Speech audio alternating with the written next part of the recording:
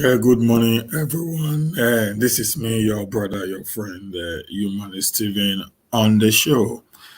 Today is going to be another very interesting day. And if you're here for the first time, please follow the inscription buttons and just pick up your pen, your paper, get a popcorn, get a bottle of cola, or if you are drinking coffee in the morning, get a cup of coffee and sit beside your devices. Let's the show begin. It's going to be very, very intriguing. It's going to be very, very educative today. And if this is your first time of following us, please follow me on Facebook, Matter Rising with Jimmy Steven, and United Southern Nigeria. If you first time following me on YouTube, please I kindly, advise you to follow me on Naija Watch. Please kindly subscribe to Naija Watch YouTube channels, and let's do this together. Today is going to be another day again that we're going to talk about how we can make Nigeria a more better, a more workable nation, particularly having the South, uniting to fight a common cause of bringing Nigeria to where it ought to have been. I don't believe in secession per se. I believe in uniting Nigeria together for a better and a more workable Nigeria. But despite that, I also believe in uniting the South, which is one of the most paramount reasons why I decided to begin this show, to put to the mind of the Southerners that in unity we can defeat the common enemy that has actually kept us, perpetually down for a very, very long time, guys. I've watched a lot of videos yesterday, even to this morning, that I'm a little bit worrisome, but I'm going to try as much as possible to deal with some of these videos during my final analysis. So if you are here watching me for the first time, please just press the share button. Please give us some likes. We have about 8. We have a lot of people right now. 5 on my private Facebook page and some other pages. Please just continue to press. Give us like, come in, press. Give us like, come in, press. So you give us a lot of encouragement. Like I told you, the more likes you give to us, the more opportunity we have of getting across to so very many people. That is what the YouTube and the Facebook are doing right now. The more likes, the more shares, we'll get more people to come in and view this very particular broadcast. Okay, guys, we're going to have a very, very, very interesting, wonderful, intriguing day today. And, I normally take the best for the last. That's what I do. I take the best for the last so that people who would have come up before I start going through my programs or my news for the day. Okay, guys. Today we're going to look at a lot of news. We're going to look at a lot of news today, and it'll be really, really interesting time. So if you are here for the first time, please press the share button. Let's begin the show with this first particular news of the day. This is from Femi Fani-Kayode, and it's a very, very lengthy, intriguing, and very, very direct write-up that came from Femi Kayode, and I decided to Femi Fani-Kayode, and I decided to actually go through them in order to help us to get some level of what is actually happening in our nation, how most of our clergymen are becoming handbags to these evil politicians who are now eating us up, and they are just, running behind them, speaking good of them for no reason than for their own personal selfish interest. Okay, guys? And the topic is, who is accusing Bakare's board? Femi Fani-Kayode asked, who is accusing This Bakare is Tunde Bakare, Pastor Tunde Bakare of the Lateran Assembly in Lagos.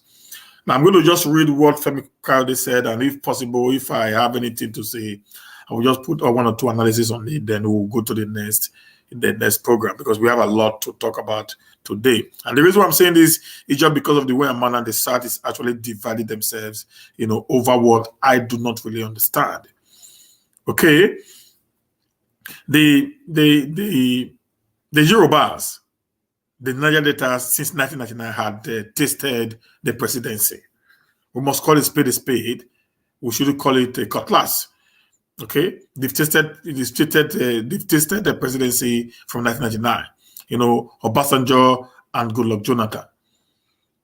Okay, so I expect every one of us to try as much as possible to actually respect the gentleman agreement that was made, by these people whenever or wherever it was made. That after the South, the Southwest have actually tasted power, the power should return to the Southeast.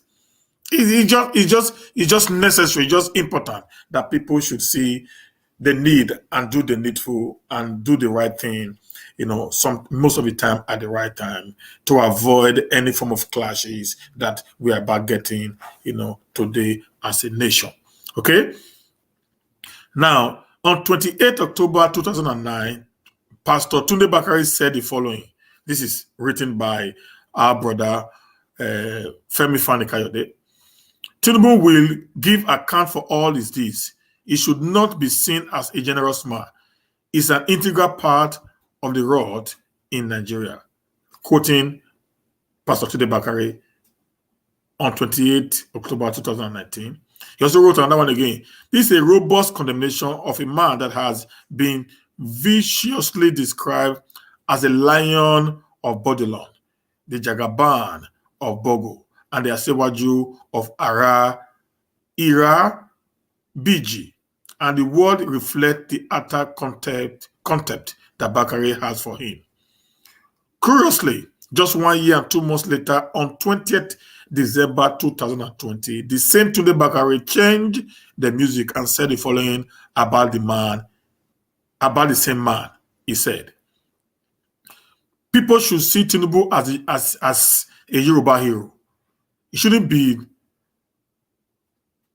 vilified like Japhet the Gileadite. He had fought many battles on behalf of the Yoruba people and won despite his rough beginning, and God does not need anybody's permission to put such in his hall of fame, despite his past deed and centuries. Despite his growing up challenges, the deaths and the detours of his life, he, like Japhet, delivered Lagos State and nearly all the Southwest State from the onslaught of the PDP from 1999 to 2007. This is so worrisome for me, guys. You know why? Because I have not actually seen anything that Tinubu has done in the entire Southwest. Yeah, he took over power, we all know that. But what has that power actually translated to be called an hero of the Yoruba nation? Let's go on. Truth be told, without his cooperation and political dexterity, the APC victory at the poll of 2015 and 2019 would have been impossible. Yeah, that is true. But what has that very particular victory given to Nigeria as a state? Has it taken us forward, or he has taken us 10 steps backward? That's why I said that, when pastors, clergies, imam, not dabbling into politics, it becomes a little bit worrisome for me. You must be there to be a bridge maker, one who corrects others when they are going astray. Not now, singing praises on one out of very many that are actually, going under you. He has forgotten that in his own church, there are many people who do not actually like Tinubu's style of leadership in his own church. But these guys, most of these pastors throw all these things, all this caution to the wind, and they act the way they act, just like the way they feel that they own everything and they are entitled to whatever they say as a pastor. That really gets me a little bit worried, guys, okay? I have a word for some Yoruba people whose stock in trade is nothing but a rancorous noise characterized by bitterness and resentment about the ancestry of the former two-time governor of Lagos State, Asiwaju Bola Ahmed Tinubu. Carry your stone. I have a word for those Yoruba rancorous elements, noisemakers, who have not achieved as much as Asiwaju Tinubu as achieved, but are always querying and worrying themselves about his ancestry. Those who are envious of Mr. Tinubu and those who desire to take his power slot should stop their useless talk about him and busy themselves with what can add value to the society. My question is this to Pastor Tunde Bakare. What had Tinubu actually added to the society, except making himself the richest landlord in Africa, except making Lagos to become his private empire? So what has he actually achieved, to better the slot of the ordinary Yoruba people? What has he actually, achieved to better the slot of the ordinary Southern Nigerian people? What has he actually, achieved to better the slot of the entire Nigerian nation? Is it by imposing a man who do not have what it takes to lead the nation us in 2015? And he also, with lies, with a lot of lies, which you, Tunde Bakare, was also aware of. The lot of lies. A lot of lies, which you also sold to us in 2015, that brought us to this sorry state that we find ourselves today. You've not come out to apologize to the entire nation for the lies that you spoke in 2015 and in 2019 in favor of the incumbent president of the nation today, President Muhammadu Buhari, which have not been able to do a single thing to better the laws of the Nigerian people. I expect your lives to come out here and speak up rather than this attitude that you are displaying, trying to come and paint a man that we all know as an enemy of democracy, as as a retrogressive, the master of retrogression, in the economy of the state, and you are here praising him for no just reason. Lagos is actually a glorified slum. Compared to the kind of money that is coming from Lagos, Lagos would have been far better than what it is today. I've said it several times. The Lagos state we have today is as a result of the presence of the federal institutions that was there when Lagos was the capital city. If you take those federal institutions away, Lagos has nothing, despite the huge resources that is coming into the state. Just take away that federal institutions there, all the headquarters of these big corporations that moved into Lagos because then Lagos was the capital city of the Nigerian state. Take that away. Then you understand clearly that actually Lagos had not actually been able to get to that level it ought to have been. All thanks to Ahmed Bola Tinubu. With all the resources, he took over half of Lagos State as his own private, empire. And a man who's supposed to be a clergyman is out here praising a man that has actually done so much damage to the Yoruba nation. Okay? Those who are envious of Mr. Tinubu and those who desire to take his power slot should stop their useless talk about him and busy themselves with what can add value to society. This is now Femi Fani-Kayode's words. I listened to Bakare's words spoken from the sanctity of his pulpit 3 times, and I was astounded. I asked myself what could have possibly made him flip in such an unceremonious, undignified, and inglorious manner. I regarded his newfound and newly cultivated, grovelly and sycophantic assertion about Tinubu as being not only self-serving, arrogant, pitiful, and condescending, but also, to borrow Mr. Field's smart word, a celebration of criminality and a desecration of the pulpits. Fani-Kayode said, I asked myself over and over again what again whether this was the same man saying one thing at the end of 2019 and saying the opposite at the end of 2020. Just within a year, you are repeating the same thing again. I had no choice but to borrow an old expression of stock and a profound exclamation of disbelief from Pastor Femi Adesina, the spokesman to the president, to President Buhari, who first used it in one of his most brilliant essays about 15 years ago, and I shouted, "Jumping Jehoshaphat." Please share this video, give us some likes, subscribe to our channels. Thank you, guys. I asked myself, what on earth could have happened to my old friend and brother and someone who, in my view, is undoubtedly one of the most revered clergy of our time? I have always had so much respect and affection for him. I have always loved him. And the truth is that, regardless of all this, I still do, because like yours truly, is deeply courageous and utterly fearless. He is fearless, but today is dancing the dance of the corrupt guys. That's my problem with him. He's dancing the dance of the corrupt guys. If you are fearless, always stand for the truth, just like Bishop Kukah does. He's always on the side of the people. He never talks about some persons in the corridor of power. He's always speaking about the people.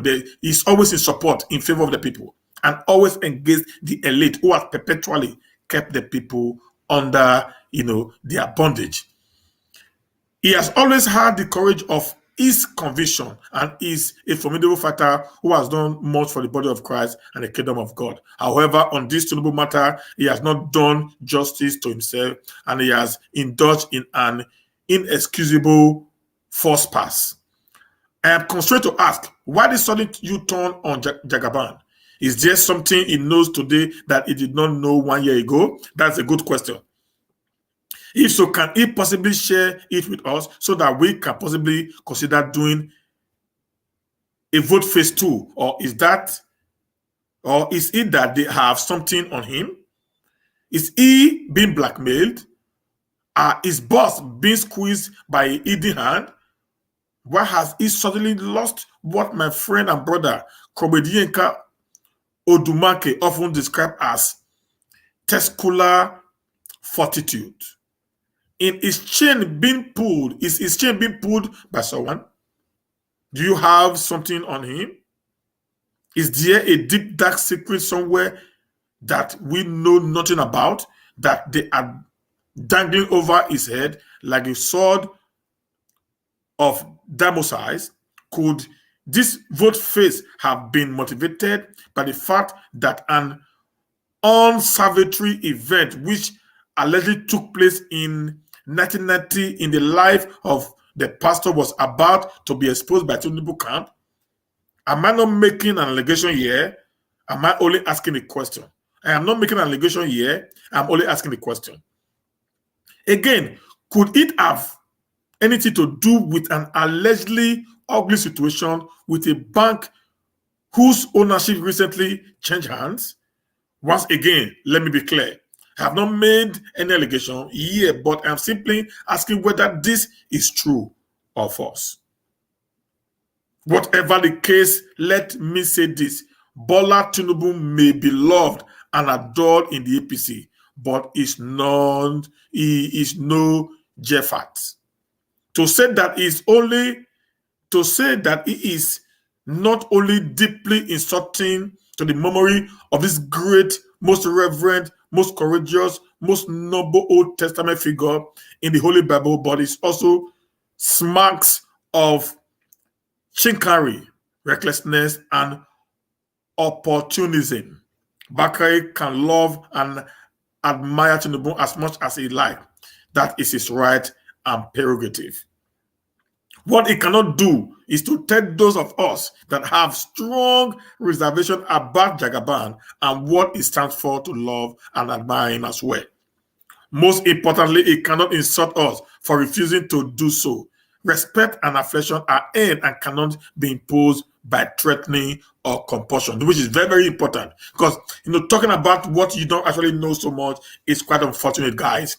Okay? For the son of Oduduwa and every right-thinking Satana and Middle Betan that has not had this mind twist and is head brainwashed by the fake news media over the last 5 years, the Buhari decision is the worst federal government in the history of Nigeria. And it is a government that Tinubu had a major hand in putting in place that we cannot put off. Quite apart from being a conglomeration and alliance of ill-bred tout and ill-mannered idiots, it is also a government that can best be described as an unadulterated aberration and a cancellous affliction.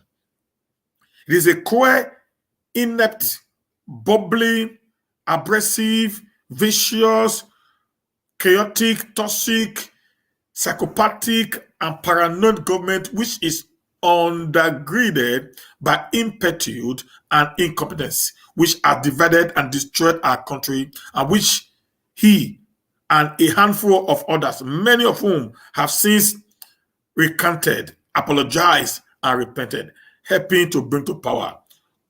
Quite apart from being anti the Nigerian people, it is also the most anti-Christian government that our country had ever known. That is true. That is a fact. This, Femi-Kayode just nailed it on the head.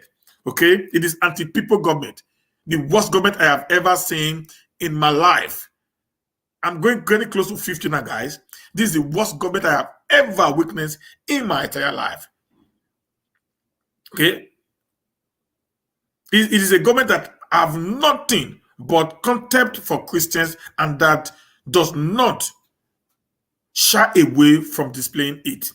It is a government that has impoverished its people, terrorized them, humiliated them, tormented them, insulted them, turned them into second-class citizens, groving slaves, begging feet and pitiful serfs.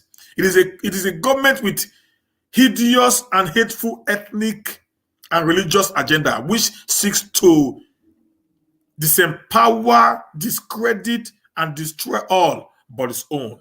That is the truth also. That is a fact there.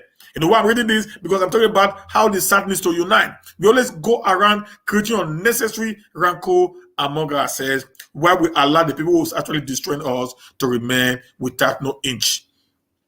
Please, guys, share this video. Let's share this video, guys. It is a government that has pampered terrorists and reward them with massive ransom payment. And it's a government of desolation and destruction that strive on wickedness and injustice. It's a government that has turned a blind eye to the activities of the headsmen and bandits that has fought Boko Haram and ISIS of West Africa with kid gloves. It's a government of hate, double standard, and deceit that has murdered its own citizens and that seek to intimidate and silence contrary and dissenting voices. It's a government that has cowed the civil society group, members of the opposition, and the entire political class into silence because it is so vindictive, brutal, barbaric, relentless, and ruthless. It's a government that has turned its back on humanity, that despises the living God, and that has nothing but contempt for his counsel and his purpose.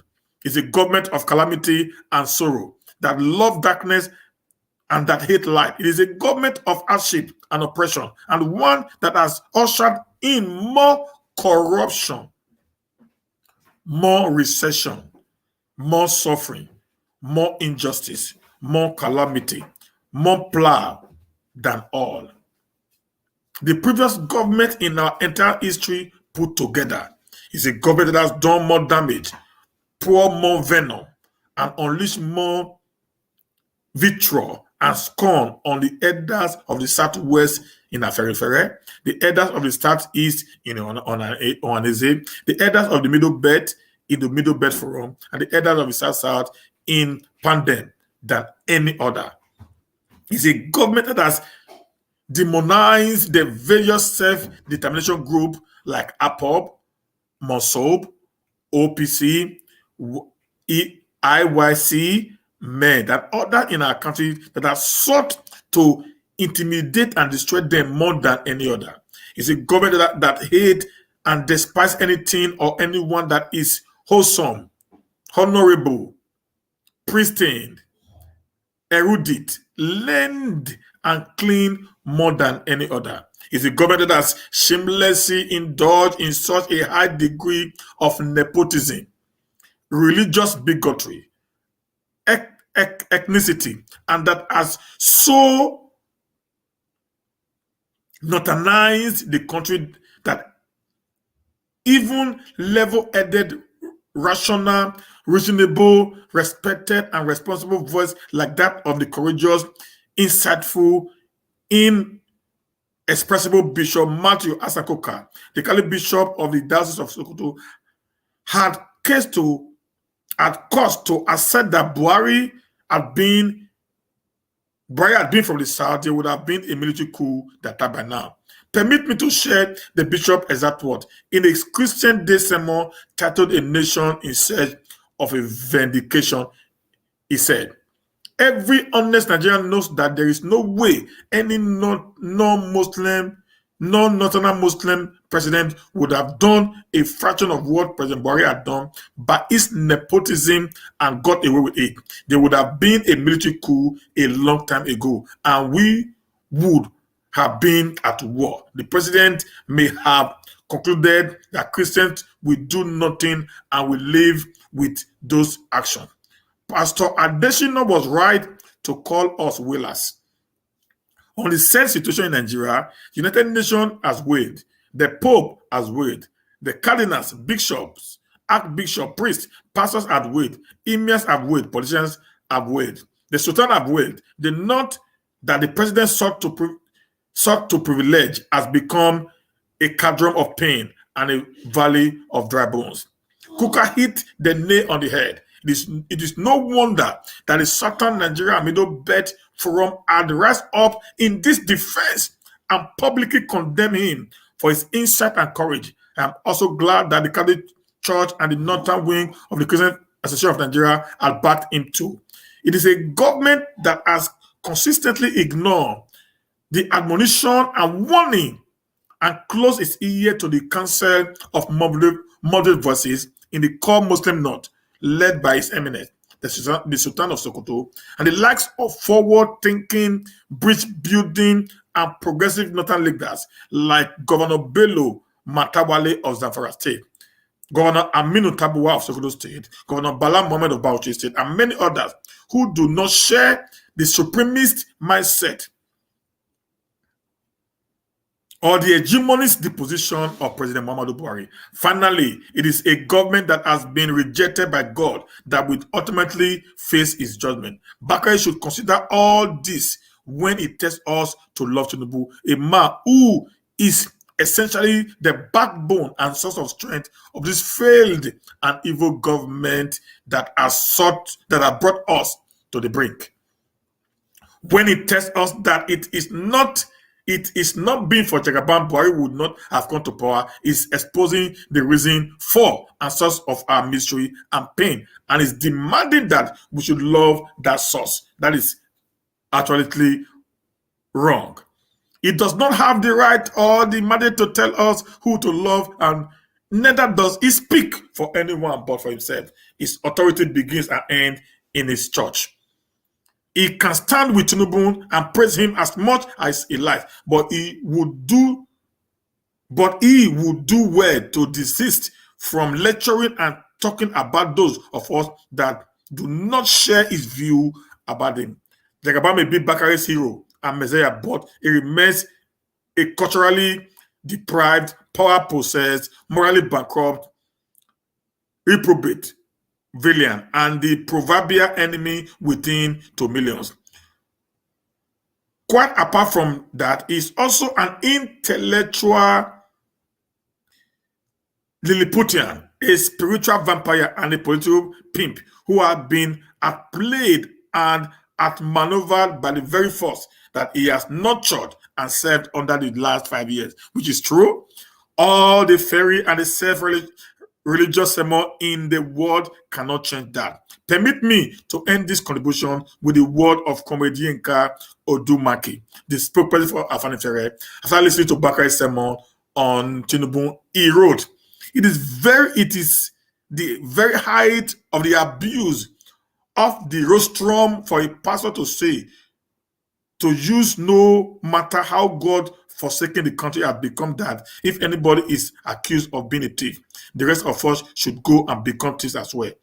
That is some weird Sunday school of demonic dimension, bordering on arrogancy and total disdain for your congregation, whom you no longer see as children of God, but political instrument that can be abused for any purpose and desire. I cannot agree with Yinka more.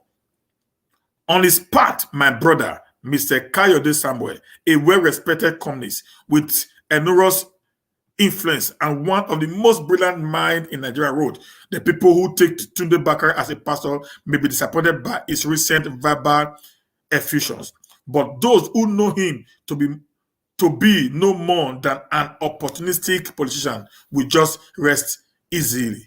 Rest essay and sad. Kayode was as eloquent and insightful as ever. Yet the person that takes the first prize in terms of his understanding and emphasis of Bakare is Mr. Wale Larry Ojo, the Senior Special Assistant on Tourism on Governor Kayode Fayemi of Ekiti State. He said, Pastor Tunde Bakare mouth is smelly. He's so filthy and dirty. I am ashamed of that kind of fellow being a prophet of God. He's telling us that noble ancestry, decent livelihood, the honesty of purpose, good and refined education, integrity and hard work are not necessarily ingredients of future references. The Sakabula pastor is encouraging the young ones to loot, steal, engage in fraudulent art, sell drugs, do passport racketing in their youth, as this will not count against them in the future. Rubbish from the pulpit. Shame on him. I need say no more. Chief Femi Fani-Kayode read. Okay, this is just a very, very disturbing. Why I decided to put that up, I decided to take my time to read it through, is because of the way some of our pastors are actually supporting this guy who have not become the enemy of the nation. Okay, who have not become the enemy of the nation. So that's why I just have to I need to really go over that and read it through to us so that we get this fact clear. Please give us more share this video, guys, as we continue in the show. Now, the next we have here, Igbo group frown at promotion of only one police officer from the southeast, right, Buhari. Okay, this is another thing I'll be talking about. We must begin to get to support one another. Okay, don't use the what's it called, the mistake of very few amongst us, to not judge the entire people of the East. We have these people everywhere. We have these people everywhere, all over the Federation. Okay, guys? We have these people everywhere, all over the Federation, all over the ethnic groups.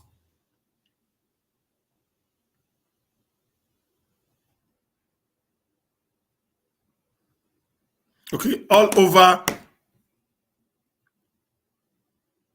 the ethnic groups. We have them there. We have them everywhere. Everywhere. We have them everywhere. All over. All over. It's there. Everywhere. All over the ethnic groups. So there are bad people everywhere. In the West, there are bad people. In the East, there are bad people. In the South, there are bad people. So, but we should not use it. We must actually see the pains of others as humans. These guys are going in through a lot since the 1966 Civil War. Whether we like it or not, guys, that is a fact of the matter. Okay, guys, that is the truth there. Okay, so I'm going to just go through what he said to Buhari, and we continue there. We can do elaboration on it when the time comes. Please share this video, give us some thumbs up, subscribe to Nigeria Watch YouTube, follow me on Matter Rising with Umahi Steven or United States and Nigeria on Facebook. Okay, guys, Igbo group under the Age of Conference of Igbo Professionals Worldwide has written President Muhammadu Buhari, frowning on the promotion of only one police officer from the Southeast. Daily Post report. A letter by the group to the president sought a review of recent police promotion. According to the group, the region has been treated unfairly in the area of recruitment, appointments, project locations, others asking the president and the National Assembly to urgently set up a committee to unveil actions engage the Southeast. Record that the Police Service Commission on Friday promoted 3 Assistant Inspector General of Police and 1 Commissioner to Deputy Inspector General of Police during its 10th preliminary meetings. Furthermore, the group alleged that, like in the past recruitment, appointment, promotions, and allocation of resources, the region was denied its rightful place in the exercise carried out by the commission. Why would anybody not be angry? Why would anyone not want to call for secession? Why would anyone not be aggrieved? When we all live in the same nation, that they are being treated as if they are nobody. In the Northwest, they are 13 commissioners were actually promoted in the Northwest alone. In the Northeast, there are 9. This is not working, guys. Then it came to the Southeast, one guy. That's not fair. That's not fair treatment to these people. We must tell ourselves the truth. It is not fair treatment. If you check it, North versus South, we have nothing. South was 5. I think Southwest was 6 or thereabout. So we have 12. The 12 we have, what the total of the South is just what they have in the Northwest, where Buhari came from. It is injustice to our people. Listen, guys, we should begin to start speaking up. The injustice being meted on the southern Nigeria is becoming too glaring to every eyes. Okay. Furthermore, the group alleged that, like in the past, recruitment, appointment, promotion, and allocation of resources, the region was denied its rightful place in the exercise carried out by the commission. In the letter dated 26th December 2020, entitled Unfair Treatment of Indibo, an Urgent Need to Right the Wrong by the President, the group alleged that out of the recent promotion of the senior police officer, the Southeast was given 1 slot, saying that some region got over 12 slots. Over 12. One. Come on. Are they not saying that the Igbos are the most dullest people in Nigeria? Are they telling us that Igbo are not academically sound? Are they telling us that the Igbo policemen are so dumb that they don't know their job anymore?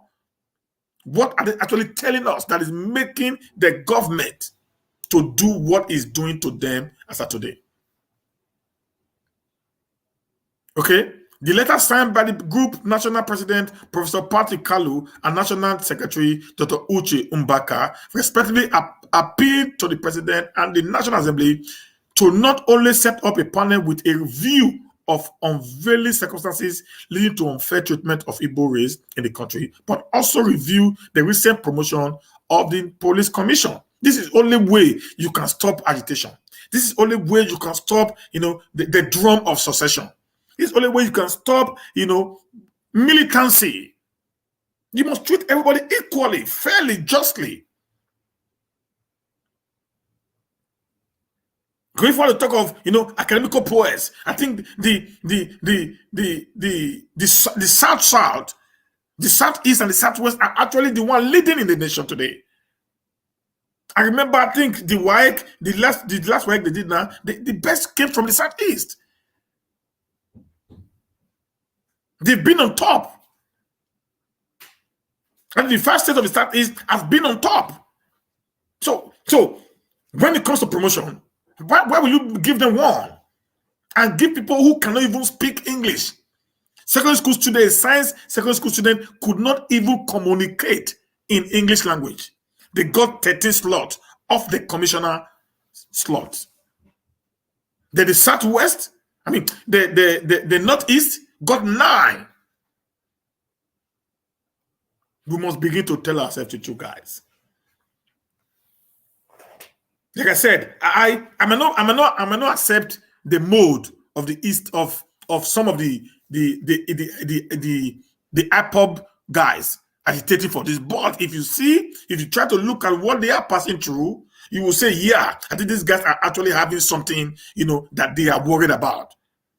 The negligence, the ill treatment given to these people is becoming glaring even to the blind. We must tell ourselves the truth, guys. The South, we must stand up for one another. We should not allow our region to be plugged into civil unrest by these people. Because their side of the country is already failed. So they don't care about you. Having peace in your side doesn't even give them joy. That's what Butai told them yesterday. Shoot aside at any Eastern Security Network member. Shoot aside. Kill them. The letter read the part. We wish to kindly draw your attention to the recent appointment made in the Nigerian Police Force by the Police Service Commission under the chairmanship of the retired former Inspector General of Police, Musili Smith, the group letter said. Recall that the Police Service Commission on Friday, December 18, 2020, rose from its 10th preliminary meeting with the appointment of 37 senior police officers to their next rank. This action by the Commission is highly commendable, given that it has boosted the morale of officers and men of the Nigerian force to serve their fatherland diligently and meritoriously. However, we are constrained to point out that the exercise, which ordinarily would have been affected in line with the country policy of equity and fairness, was regrettably skipped towards one region at the detriment of the Southeast. For instance, and observed by us, out of the figure mentioned earlier, the Northwest was appointed to a slot, as the Northeast was given a slot. The Southwest, on the other hand, got 7 slots, while the South got 5 slots in that order. The North Central political region was given 4 slots. We regret to say here that, unlike the zones mentioned, the Southeast only got 1 slot. Who will not be mad? Who will not be angry? To say the least. This to us is the height of the ongoing desperate effort of the current federal administration to completely alienate the Igbo race in the Nigerian project. This provocative action is condemnable and unacceptable to us. You see why people listen to Nnamdi Kanu? These are reasons why.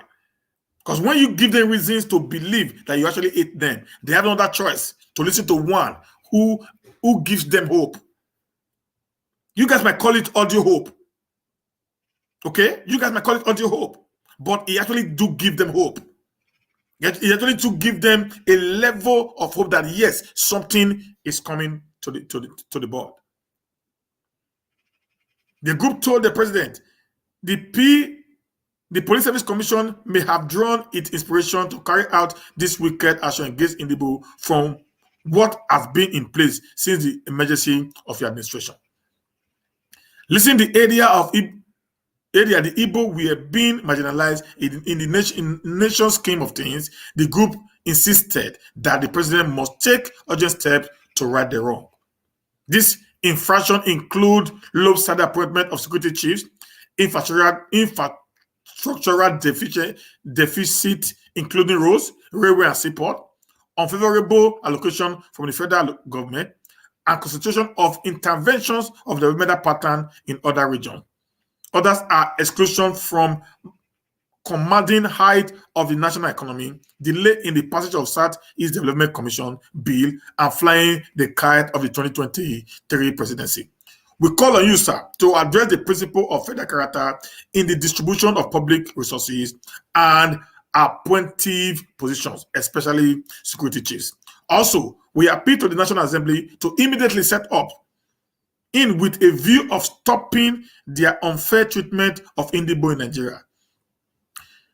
This it can do by, first of all, set up a committee to investigate the reason for this action by the government. According to the group, addressing the lopsided appointment of security chief is paramount due to increasing security in the Southeast region. We are threatening that given the current security architecture, a decision may be taken one day to eliminate all the Igbos without their knowledge due to lack of representation, it said. You see what I'm saying right now? You see, because people will start believing Nnamdi Kanu. You can't stop that. You see, these guys are already talking along his line. These are professionals. You're going to see people that day. These are professors that are talking right now. They are doctors talking. Okay? Going further, the group said, the unfair treatment against us have continued to increase daily. We call on you, sir, to rewrite the wrong method against the Igbo ethnic nationalities by your administration.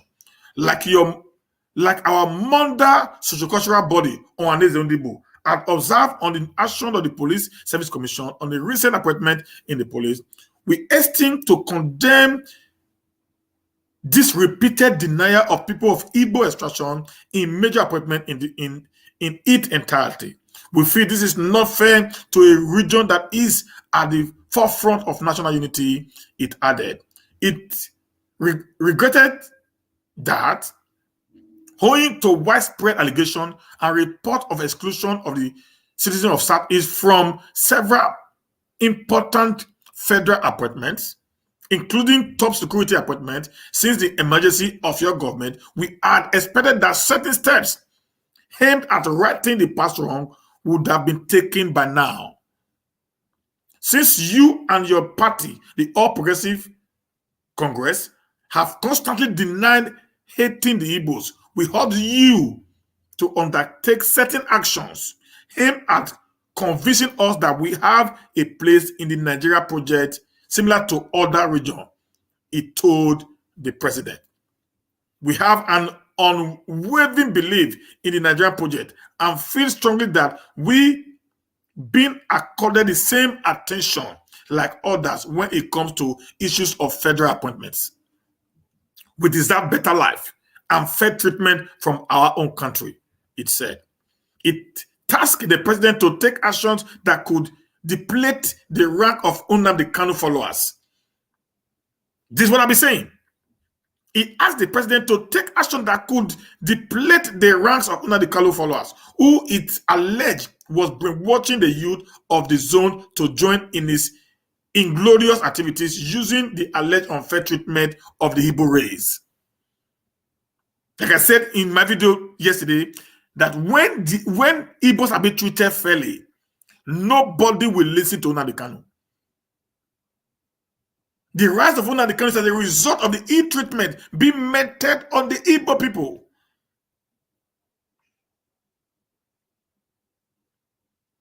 They treat them so badly that they listen to one who is not giving them hope for a better tomorrow. So the easiest way to end all this brouhaha is for the government of Nigeria to begin to treat the South, the entire South, just the way the Northerners are being treated. We recently observed that our fugitive son, our founder of indigenous people of Biafra, Mazi Nnamdi Kanu, was capitalizing on this unfair treatment of Indibo in Nigeria to gain attention. Simple. You guys caused it, guys.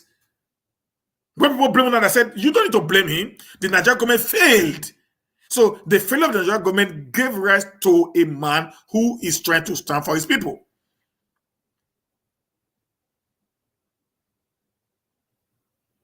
He succeeded in recruiting a reasonable number of followers by using some of these indices mentioned above to convince them. Yeah, what are you going to do? That's what he's going to do. You're not treating them right, he's going to tell them this is not working. We vehemently rose against this act Mr. Kanu and called on our youth to denounce him and his activities. This has paid off as his rank is being depleted considerably. We appeal to you, sir, to take steps aimed at not giving credence to the inglorious activities of the nation by stopping all actions that can fuel ethnic and religious bigotry in the country. You were elected as president of the Federal Republic of Nigeria, not any tribe or religion, it said. It further said, in the spirit of fair play, equity, and justice, the Conference of Igbo Professionals Worldwide appealed to you, sir, to order a review of a recent police promotion exercise with a view of correcting the imbalance observed in it. End of quote. So, guys, you see right now. Now, this is an Igbo guy talking now. This is what I've been saying from the beginning. The government can change all this. So blaming Ikano every day doesn't stop anything. They can actually change the narrative by making sure that the right thing is done. Okay? If you don't do the right thing, you can cry from today to tomorrow. It is not going to change anything. Okay? So that is a news for going from there now. So let's go for the next one right now. Sorry, guys. So we have another one here. It says, stop deceiving yourself. Nigeria is already divided. Kalu. Because this is an Igbo man also. You're going to blame them? No, guys. You don't need to. They're only exercising their rights because of the way and manner they are being treated. The war is over. The mistake of the past should be forgotten. We are one Nigeria. We must treat them as one. If you don't want them to be part of the Nigerian state, then let them go. It's simple as ABC. If we refuse to forget the war, if we refuse to forget what transpired during the war, if we refuse to give them hope that they live in a country where all of us are the same, then, guys, you will need to let them go. That's just it. You need to let them go. And you know, if they go in the south, we go. You need to let them go. So you don't keep them in the nation, treat them so badly, treat them so poorly, treat them as if they are third-class citizens in a nation where they're supposed to be part and parcel of it, and you want them to keep quiet, then it is questionable. That's the truth, guys. Please share this video, give us some likes, subscribe to us. Let's get more view on this now, because I'm going now. It's increasing now. The tempo is going up right now. Stop deceiving yourselves. Nigeria is already dead, Kalu said. The youth of Nigeria has been the subject of discourse and public scrutiny for years, and will likely remain that until the inevitable finally happens, or the country find a way to outrightly deal with its many problems. In a recent interview published by Daily Sun, former Finance Minister Dr. Kalu Odika Kalu said the unity of the country has been in tatters, as can be easily verified from the fact that it has become a major talking point on a daily basis. He said for many years, the country has been held together by a false sense of unity, and that the current reality facing the country is a true reflection of how far and wide the country are divided. He then added that the country had sunk to a point where it is uncertain if the country could face its disunity. Kalu, in response to a question on whether he's worried that the mutual suspicions among various ethnic groups and the problem of insecurity in the country are capable of breaking up the country if care is not taken, said, we have already disintegrated. It is just that it is not so easy. We have this false sense of something holding us together. We have already disintegrated. By the time you are afraid to move around a city, you are afraid because there is lawlessness out there. You are also afraid because if something happens to you, you are on your own. It is not zero, but it is not very far from zero. What I am emphasizing is that the enforcement of the law, if you are robbed, injured, if you are disposed, and you know that there is nobody there whose duty is to bring remedy in some form, you will take the risk. You won't take the risk. What happens when you begin to suspect that if something happens to you, you don't have a cover? At that point, what is the difference between talking of disintegration and you are already disintegrated? It takes a lot to destroy a country. You can never tell how long it took God to form all these things. Of course, He has the supreme power. He formed them in no time at all. But look at the earth, look at the trees, the rivers, the mountains, the structure, etc. It's not easy. It is not so easy to tear them apart. But because it is not so easy to tear them to pieces, you also get a false sense that maybe something is still holding them together. The guy is speaking in parables. We are already in pieces and pieces. We are already cut into different communities to a large extent. The point is, because of the gravity of the situation, no country should allow itself to get down, quite down, as well as we have gotten, he said.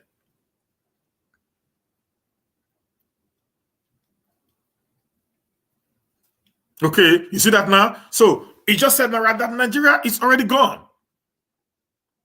Based on his ascension as an Igbo man, why is he saying that? Because of the treatment that is being meted to his people. That's the reason why they're always referring to that point. So what we guys need to do is to see that these people, have been infused back into the society of the Nigerian state. This will help. This will help.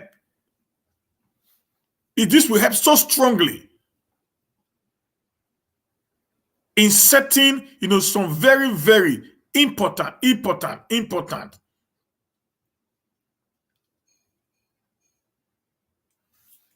This will help in so very many ways to reduce the temper that is already flaring in the South. But the government of Buhari does not actually care. They are not worried about it. They are not worried at all. They just believe that whatever they are doing is okay by them. But as a nation, as a president, as a nation who actually believe in the unity of, like they normally say that the unity of Nigeria is non-negotiable. But you are not treating the entire component of the nation as one entity. Southwest got 12, East got 8, the West got 7, South got 5, Middle Belt got 4, the Igbos got 1. So 7, 5, 1. 7, 5, 1. That's 13. So the entire southern Nigeria position in the newly appointed commissioner is equal to what the Southwest, the Northwest got. The entire Southwest put together from the East, West, and South, what they got in the promotion of the police commissioners is equal to what the Northwest got. That is not good. That doesn't show that there is this unity. That doesn't show there is this collaboration in the system. It makes anyone to be angry. That is the truth of the matter there. So if you see their anger today, you don't blame them because you force them to take the point that they are taking today. You can change this whole narrative by doing the right thing, by bringing everybody to the border. We are one nation. If we want to be that, if you say the nation is not negotiable, then you should also treat us as one indivisible entity. But when that is not done, then I think it becomes negotiable for me to say I am not being treated fairly in this marriage. Then I need to get a divorce.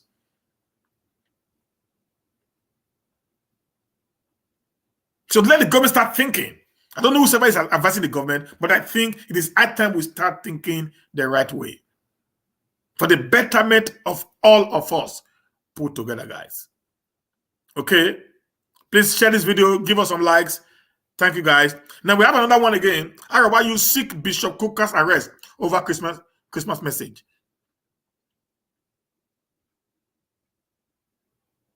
You see now, the North can say some certain things, nothing happens. But if it was an IPOB guy now, or Nigeria guy now, that said this one now, the government will be out there. Okay, let's go to this news. Let's see what it is before we do analysis on it. The Arewa Youth Consultative Forum has described Bishop Matthew Hassan Kukah's Christmas statement as unguided and open incitement to military coup and insurrection against the democratically elected government. Guys, that is a lie. What he said is this: if the nonsense that is happening in Buhari's government today happened in another government, the military would have taken over by now. If Goodluck Jonathan was the one that was in power with all this nonsense happening in Nigeria today, I'm very sure the democracy in Nigeria would have ended by now. That is what Bishop Kukah is saying. It's not inciting or indicting anyone. It's just saying the obvious fact, which the East are saying also. Okay? The group on Monday demanded the immediate arrest and prosecution of the clergyman for what he described as treasonable felony against the Nigerian state. See, they like speaking English. Okay? In the statement signed by the international president, Alhaji Yarima Shatima, this was the same guy who gave the Igbos an ultimatum to leave their state October 2018. Otherwise, they will be killed. Nobody did anything to him. The Arewa Youth Forum was not declared as a terrorist group. Okay, but in the south, quickly as possible, these people are being chased around with guns, killing them recklessly. This guy's always making very unfunny statements, and nobody does anything to him. Yesterday, I was watching AIT News when Don Pedro was on the show with Ijoma, and the question was, Ijoma put a statement across that there was a guy who was caught, a kidnapper that was caught, and as I said, he was not going to say anything to anybody, and that if they arrest him today to any police station, that it's going to tell them within the next 24 hours, he's going to be released from the police custody. This was a statement that was made by a Fulani guy who was caught doing very terrible things. You know why someone that has so much courage? It is because they are in power. He knows that they already had a plan that how things are going to be done. So they don't give a hoot about any other person. They do what they want to do, and they are free to go. If you catch them, they know that people are there to set them free. We are not one Nigeria. That's what I'm calling on the Southern Nigeria to unite. That's the only way. The only way is for us to unite together. Let the Southern and the Middle Belt, and let we unite together. Speak in one voice. We can be able to change the already, degrading, hopeless situation of Nigeria. It's the truth of the matter, my guys. The truth must be told. They are always out. Anytime somebody is saying anything against the president, this Alhaji Yarima Shatima will come up and attack the people. And the presidency will keep quiet because it is to their favor.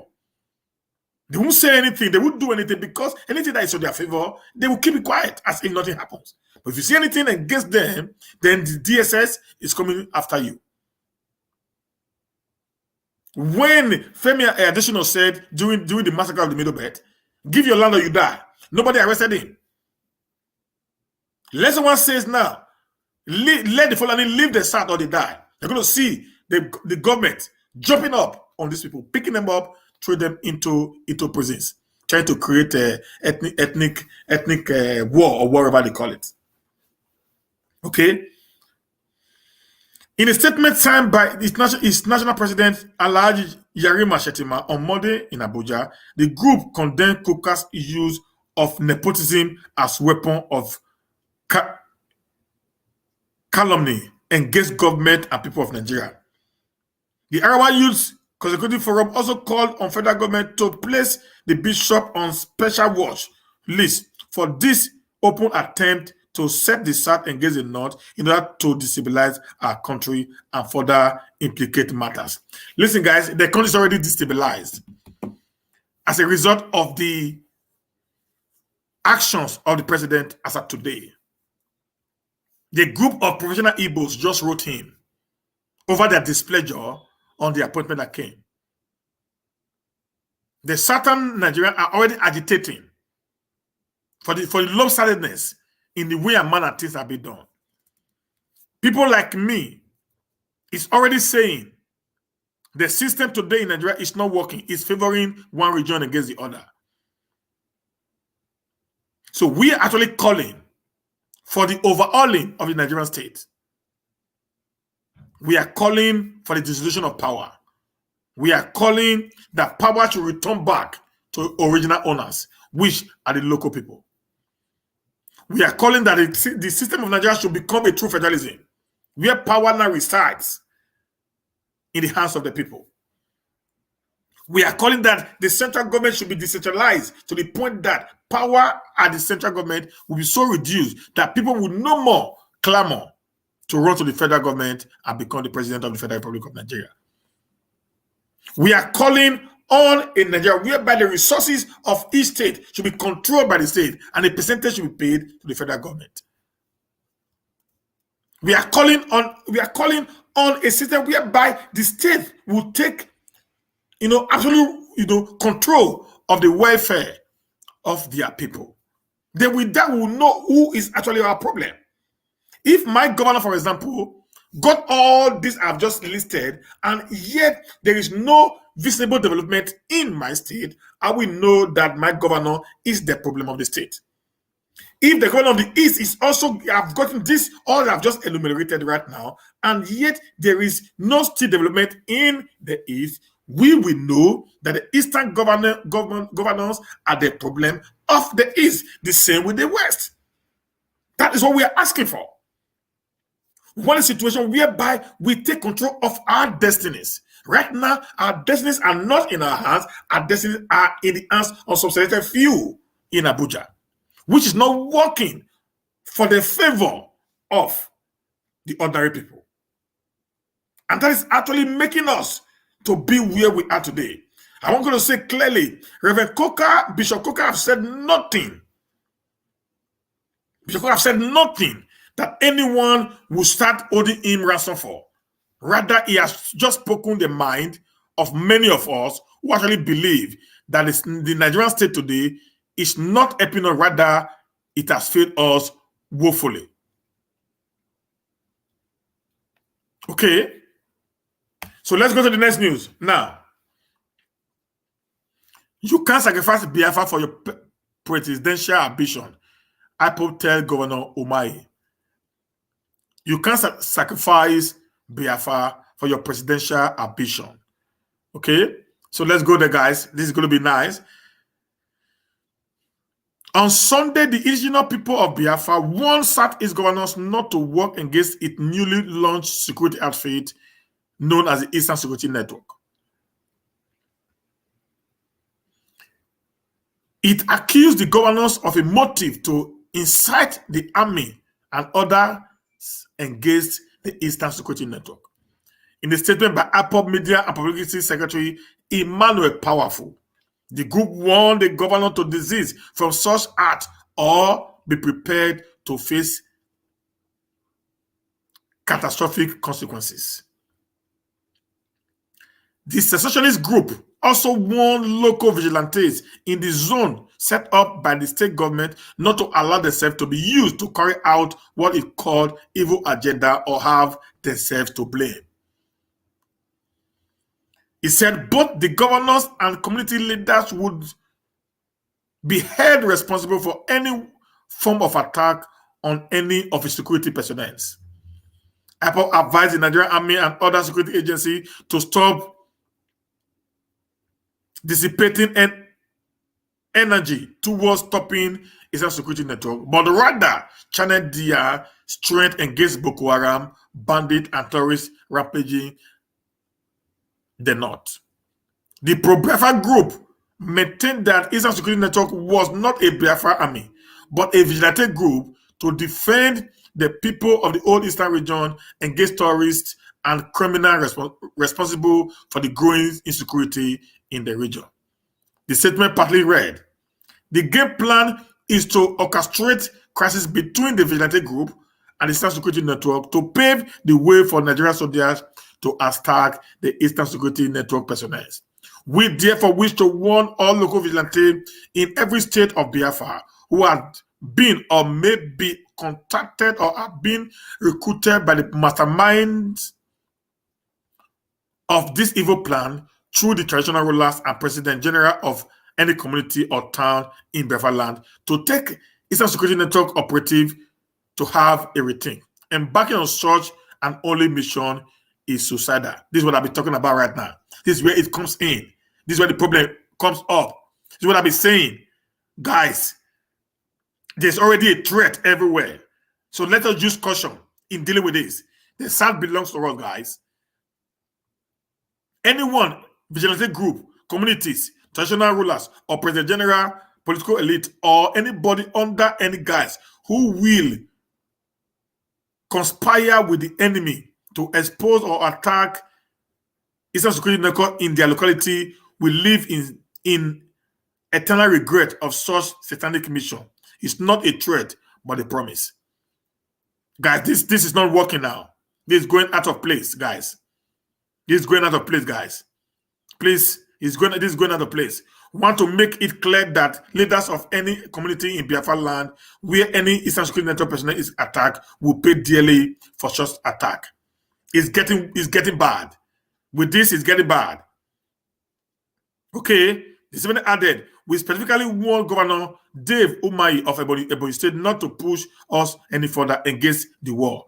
He cannot sacrifice Biafra freedom on the altar of his imaginary presidential ambition.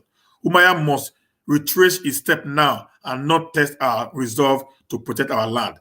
When consulted, the Anambra State Commissioner of Police, John Abang, said he would not want to speak on the matter. End of quote. Please, guys, we do not need to threaten anyone. We are actually suffering. All of us are suffering the same issue. All of us are suffering the same issue. All of us are suffering the same issue, guys. All of us are suffering the same issue, guys. All of us. So turning against our people is not protecting our people. Please, guys. Turning against our people is not protecting our people at all. I will not subscribe to that. If we believe that we are being treated unjustly by the Nigerian state, we should, as a matter of fact, begin to start thinking of how we can be able to salvage that situation, not pouring more fuel on the already existing burning house. If we threaten our people, we are creating a division in our ranks, and that will not be beneficial to us as Southerners. Understand that very clearly.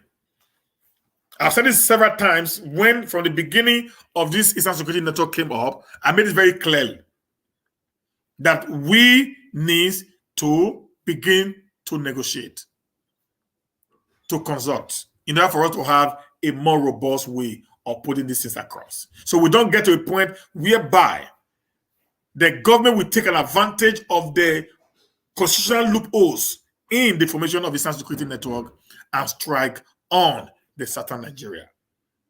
I said it in series of my videos, and I see it playing out right away, that right now they're going to use our own people, our own local people, to ignite the fire, based on what I read now from Powerful, to ignite the fire that will set the nation on a motion of destruction. Just like it happened during the NSAS protest. So, guys, this is where we need to use wisdom right now to deal with the issue. If, for example, they're going to send vigilante group, this vigilante group are actually of the Igbo extraction or the Biafra extraction, as the case may be. And these people that you're going to kill, that we are threatening now, we turn around to be our own people. It's a little bit worrisome for me when such statements are being made. I'm always frank. I think the usage of some of the statements there are quite stronger than what I think. So we need to retrace our steps and try to speak to our people in a more welcome, in a more respectful language. We must carry everyone as much as possible along if we have to win this war. That's why you see, I am one advocate of a united Southern Nigeria. This is the reason why. Because I know in disunity, we win nothing. But in unity, we have a hope of having a more robust, a more workable, a more functioning state if we all decide to respect one another's feelings. This is going to be my take on that. Then we're going to go to the next one right now. Outrage as suspected SWAT operative storm Enugu town hall meeting, kill Monarch. See, all this that happened today is as a result of why we're having a lot of problem in the Southeast. A lot of agitations are coming in. People are being able to get someone brainwashed because a lot of what is happening today. Let's go there. No fewer than 7 houses and several vehicles were razed by protesting youth of Oruk community in Kano East local government area of Enugu State on Sunday following the killing of the traditional ruler Igwe Emmanuel Umba by suspected operatives of the newly formed police special weapon and tactics team, SWAT. Punch report that a combined team of soldiers, police, and personnel of the Nigerian Security and Civil Defense Corps has been deployed in the community to restore peace. Our correspondent gathered that this suspected SWAT operative, led by one Inspector Danladi, shot the Monarch while addressing members of his community at the town hall on Sunday and bleed to death after he could not get medical attention. The policemen were said to have arrested one Mr. Agonze Ani, who was also at the meeting. Committee source told our correspondent that the policemen who were in mufti were wielding AK-47 rifles, invaded the venue of the meeting in an SUV and a Sienna around 2 p.m. on Saturday. Having that, immediately they alighted from the vehicle, they moved into the hall and sought to see the Monarch. They were said not to have disclosed their intention, but instead sought to see the Monarch.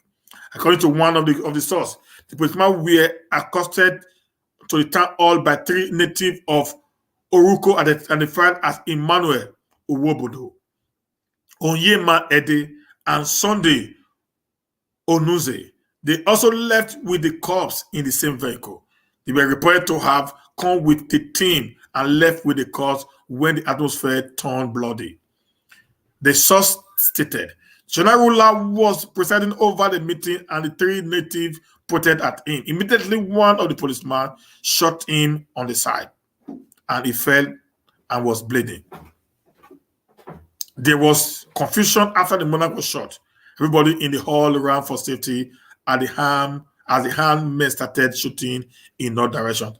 Amidst the confusion, they made attempt to arrest some of them at the meeting. It was learned that the traditional ruler, who was elected by his community on December 26, 2019, bleed to death before he could get medical attention. Another source told our correspondent that the policeman took the bleeding monarch and Annie to the Enugu State Teaching Hospital when they noticed that Umba was dying, but the hospital refused to admit him and told the cops that there was no bed space. They were referred to the National Hospital in Enugu, but on arrival, doctor at the emergency unit pronounced the monarch dead. His corpse was deposited in the National Hospital mortuary, where the whereabouts of Agozie was unknown as of the time of filing this report. A former chairman of the Unkwani East Local Government Council, who hailed from the community, AGK, and confirmed Punch Metro incident on Sunday. And he described the murder of the monarch as shocking and unacceptable to members of the community and called for the arrest of the policeman who participated in the murder. Igwe Umba was murdered by men of SWAT from Abuja, who stormed the venue of our annual December 2016 26th meeting being presided over by the deceased monarch, is stated. A community leader, Chief Eze Mane, told our correspondent that he and other leaders of the community went to make inquiry at the state police headquarters to ascertain the identity and motive of the Aslans, but they were told that there was no such entry made at any police station under the command. As a result of the incident, Agri community members reportedly regrouped on Saturday and started burning the houses of some indigenes believed to be behind the murder. The burning of houses continued till Sunday afternoon when security agents were deployed to restore normalcy in the community. 7 houses, including the house of the father of a retired federal permanent secretary, Chief Raymond Okinwa, were reportedly burned down. Several vehicles parked on the premises of the affected buildings were also set ablaze by the rampaging youth. The state public police relations officer Daniel Idukwe said in a statement on Sunday that normalcy had been restored in the community and that a comprehensive investigation had been ordered into the incident by the Commissioner of Police, Ahmed Abdulrahman. Idukwe said, following the act of violence that occurred in Aruku community, Unkwani East Local Government of the state over the alleged shooting and death of the traditional ruler by armed men suspected to be the police on December 26, 2020, around 4:30 p.m. Normalcy had been restored after the Commissioner of Police, Ahmed Abdulrahman, promptly ordered the deployment of operatives of the command in the area and the launch of a full-scale investigation into the incident. End of quote. You see what I'm saying now? If this very particular policeman was actually from the East, that what happened there will never happen. And I'm one of those that believe in state policing. The reason why I believe so much in state policing is that that's the only way we can get justice. That's the only way we can get justice. If the guys who came to that venue was actually from the East, they will not shoot. Because they know the tradition. But you bring in a foreigner into someone else's home, they do whatever they want. They do whatever they like. Because they don't actually understand. Because they don't speak the language. They have no idea. And bringing people from Abuja into a state. This is what we're talking about now. Because Nigeria is a unitary. It's a unitary system. It's a central system. Remember, FBIs are the American police, the federal police. FBI is the American federal police, Federal Bureau of Intelligence. That is the federal police of the American state. You now have the state police. You now also have the sheriff, which is the local police. The FBI does not just jump into any state to arrest anyone. Imagine the command, the police command in Enugu says they are not even aware of such an incident. This is the country where we are. We met somebody who you see policemen flying from Abuja, picking up somebody from Edo State and taking the person to Abuja without the knowledge of the chief security officer of the state, and also without the knowledge of the command, of the head of the command of the state. This is why we are asking for the dissolution of the policing force in Nigeria, if Nigeria must move forward to the next level. He's usually the newly formed SWAT, from SARS to SWAT. They are already operating the same manner and the same way that the SARS were operating. It is barbaric, and we not, as a matter of fact, accept such. We are calling on the Nigerian government to do the needful and stop this provocation on certain group of people. You can't do that in the north. You kill a monarch in the north. You kill an emir in the north, and you think they will not set the entire police station ablaze and kill at least 20 policemen? They should stop provoking the Southerners, please. And those idiots who actually took the police to kill their own monarch. Doesn't matter how the monarch was elected. It doesn't matter. If you have an issue with your monarch, you felt his election was not okay, go to the court of law. That's why I love the Bini traditional system. It's hereditary, so nobody will come to drag it with you. It goes smoothly from one person to another. It's as easy as that. So I also expect, I think we should start operating on such. That's what happened in the United Kingdom. That's what happened in Sweden. That's what happened in Netherlands. It's hereditary. Your father dies, the first son take over. So if we do that, at least it will help us to stop some of these things that we're actually experiencing today in the South. We have a system that was already working. Why not let us go back to that system? Let us not allow greed to make us to start destroying ourselves. Please, guys. Now, let me go to this one. Now, someone gave me this to actually talk on. The reason I'm going to talk on it, I'm going to explain later the brief history of the Benin Kingdom. I'm going to tell you why I decided to bring out this very particular brief history of the Benin Kingdom to some of you here soon. I'm going to tell you why this history will come up. But when I finish reading it, you will understand why I decided to put it up. Because this unnecessary division today in the South doesn't worth it. Doesn't worth it. Doesn't matter how you look at it from. I'm going to read it to you. You'll get me clearly and more easier. That we need to unite if we want to get to where we are going to. Okay? This I'm going to use the brief history of the Great Benin Kingdom.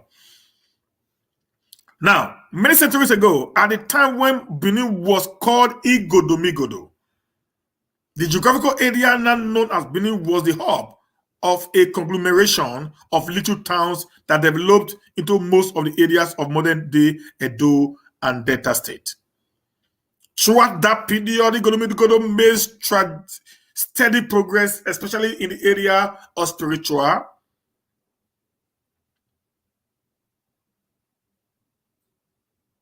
and administrative development.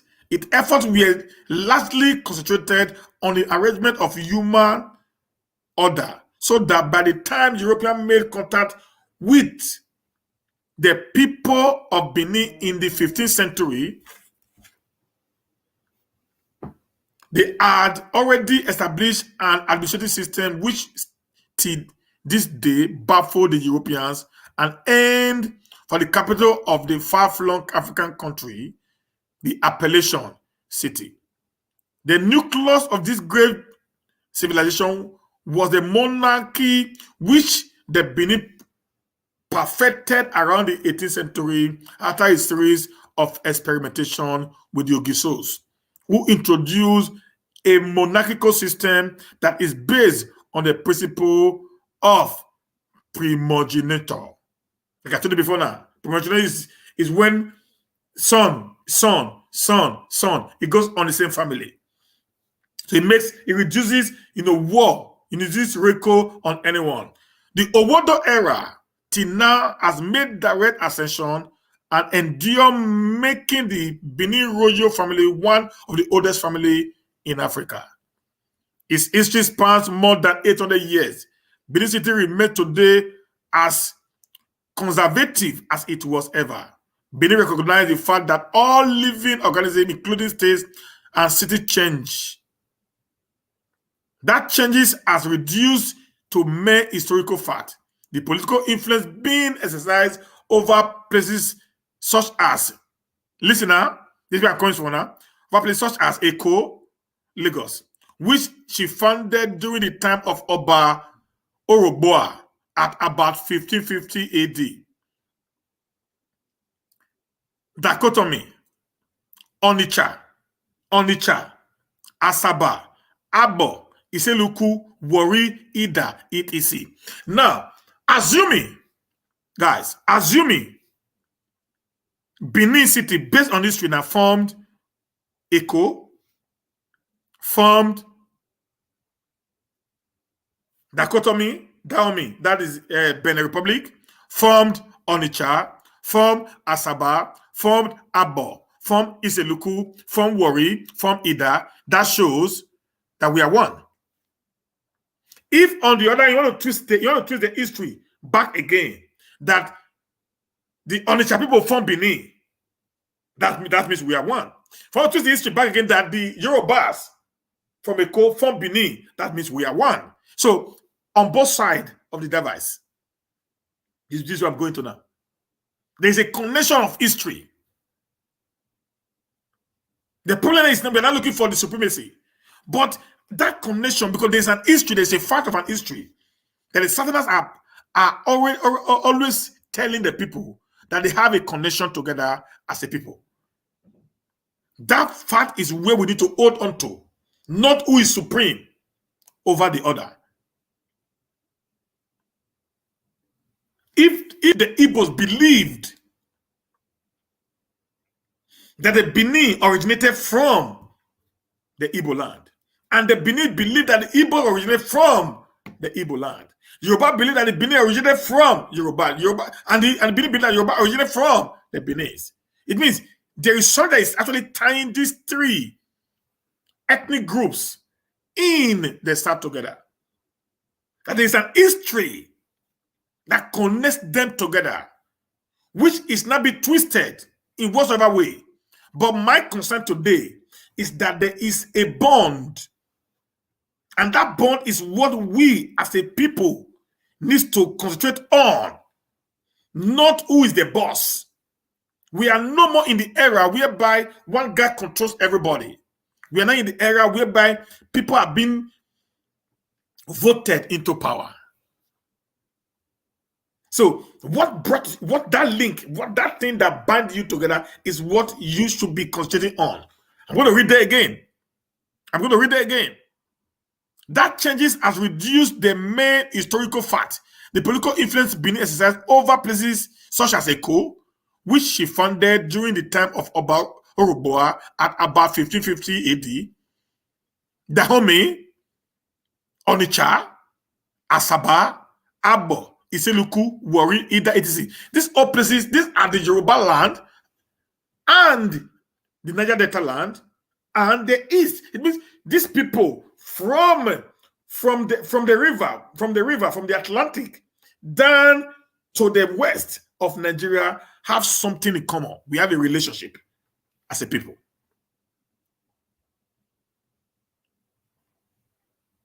So we must start thinking toward that direction. Not in the direction of, oh no, we're from Benin. It doesn't matter. Are people one? Is there something that is binding you guys together? If Benin believes they form Onitsha believes they form Benin, it means there's something that is linking them together, that they are families. Both of them have already accepted that family relationship. That's my point. That's my take. Just the same thing with the Yorubas. Yorubas have already accepted there is a relationship between the Bini and the Yorubas.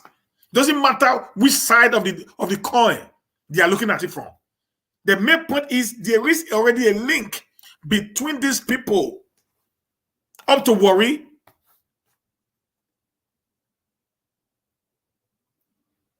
Okay, you guys are getting that, the reason that now. Many of these towns actually owe their corporate existence to Benin. Since the interaction between African kingdoms began around the 14th century, Benin found herself in a unique geographical position by occupying midway between the early Europeans, to refer to as the Yorubas, and the Igbos. The proximity to the two areas, no doubt, broadened the outlook of the Benin in later years. The eastern and western neighbors of Benin have exercised a considerable influence on our socio-political life. The influence of the Yoruba is more felt. This is so because after about 800 years of intercourse, both cultures had to complement each other. Yoruba accepted the socio-political reform introduced by the Beninese. Okay? The Canadian contact with the Yoruba had been a subject of controversy. He was said to be the son of the last Ogiso, who was banished in the 12th century and wandered in the jungle for several years. Neither Canadian nor the people on whom he stumbled were aware of the existence of other people on earth than those that belonged to their immediate environment. That is true then. To the people, a Canadian must be a forest god, especially as they discover him in the jungle. He was a man who owned and understood the habit of animals to an astonishing degree.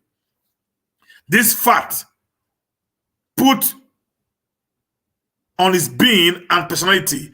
In no distant time, a Chaldean who was banished by his own people had been accepted by a people who stumbled on him in the forest. He was brought into town where he married one of them and lived to an old age. That's the Bini history.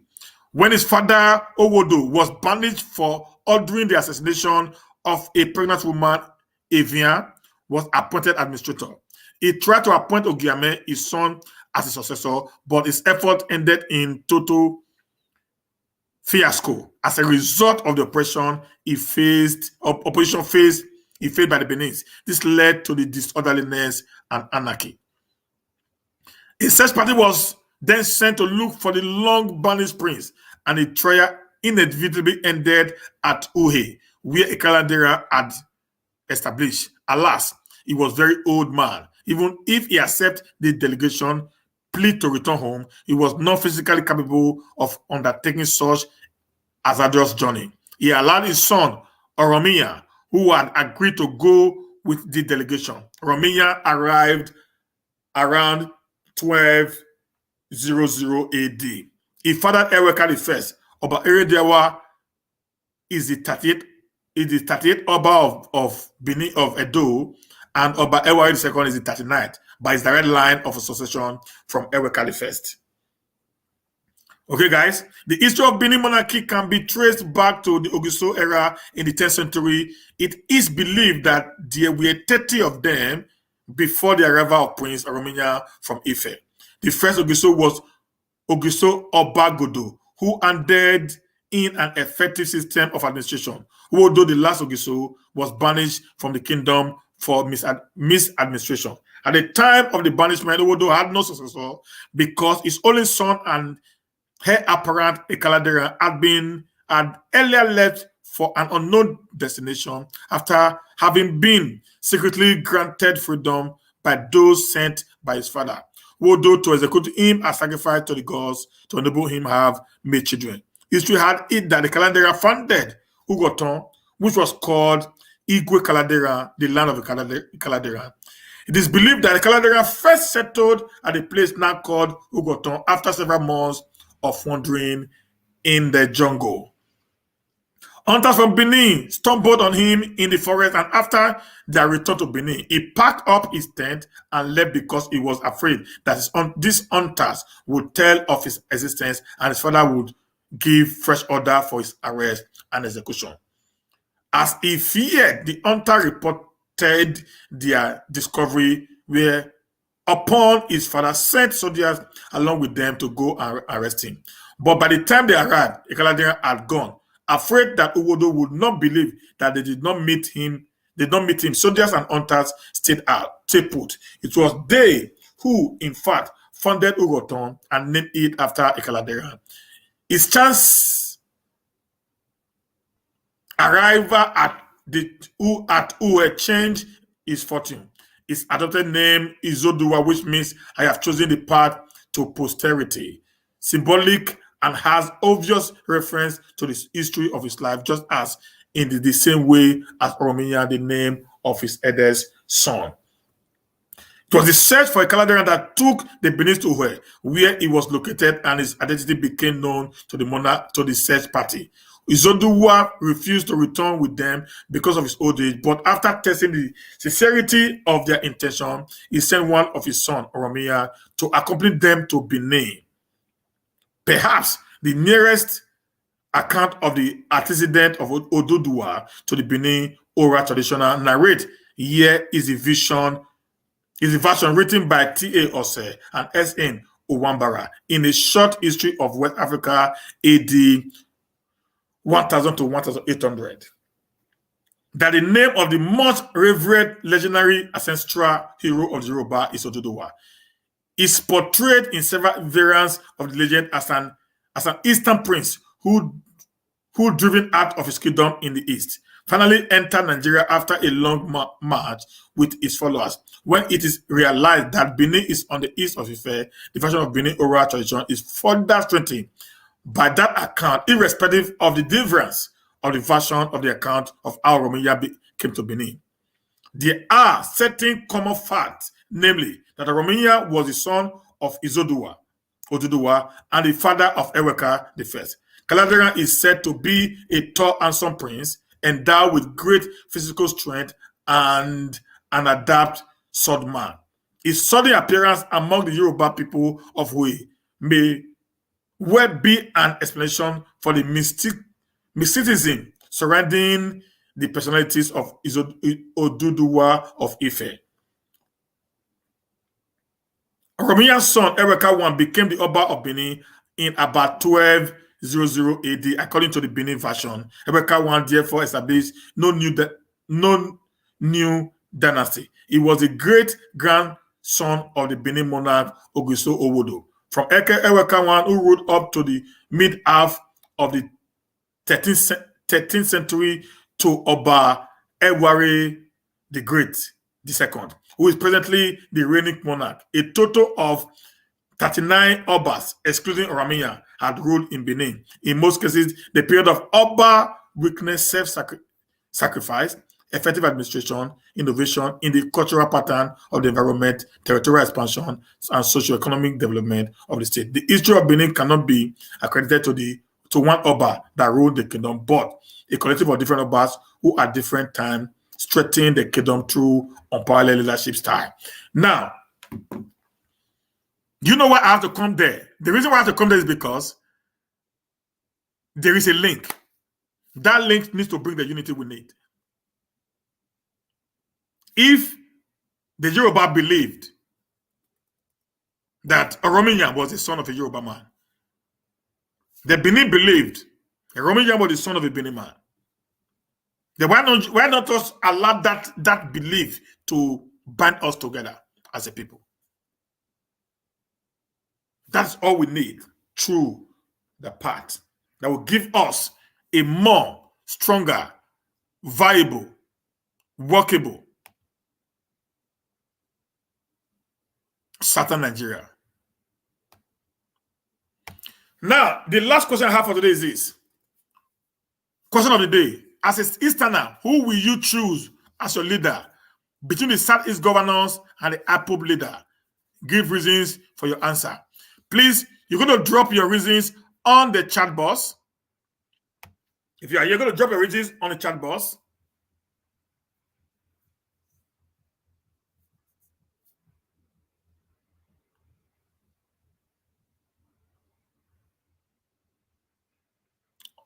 All These are on the chat box.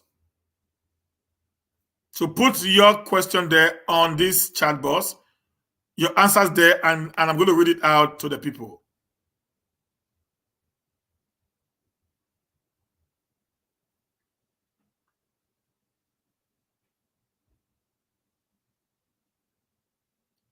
Eda Ibinogene, there is no credibility to that story, please.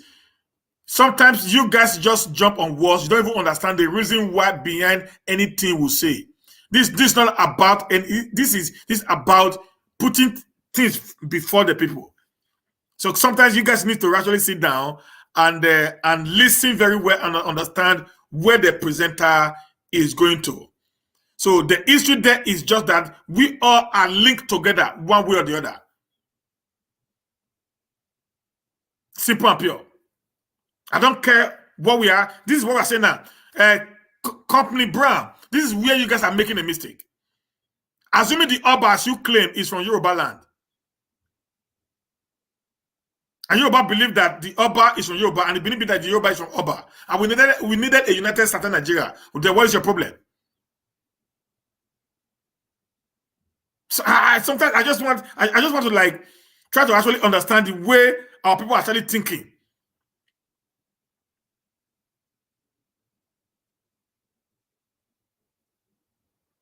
Yeah, I just want to understand how some of us are actually thinking. We need unity. You guys are actually dividing the nation more and more with your utterances. Okay?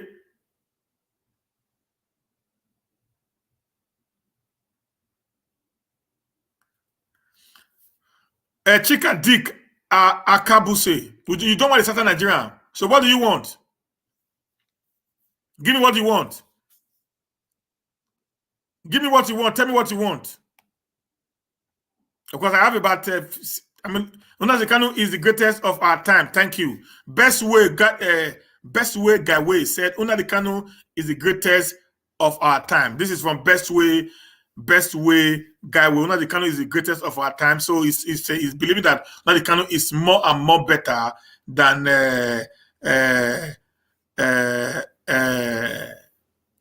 the Southeastern governors. So that I must definitely appreciate.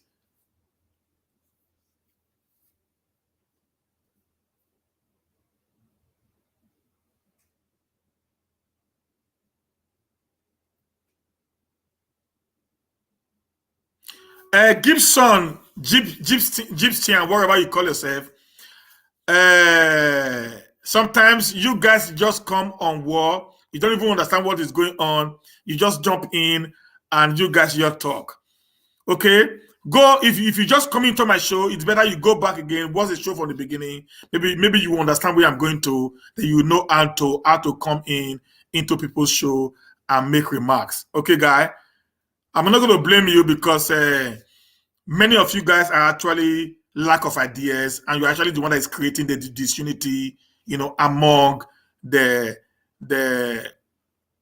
South that we are having, the problem we are having today. Okay, like I said many times, if you begin to destroy or scatter whatever thing you are doing, at the end of the day, we are going to end up not getting anywhere. So let's make reference to that very particular post based on a point that I underlined. So if you don't understand good English, it's quite unfortunate that I have nothing to say to you, my brother. So it's quite unfortunate for you that you don't actually know where we are and what we are doing here.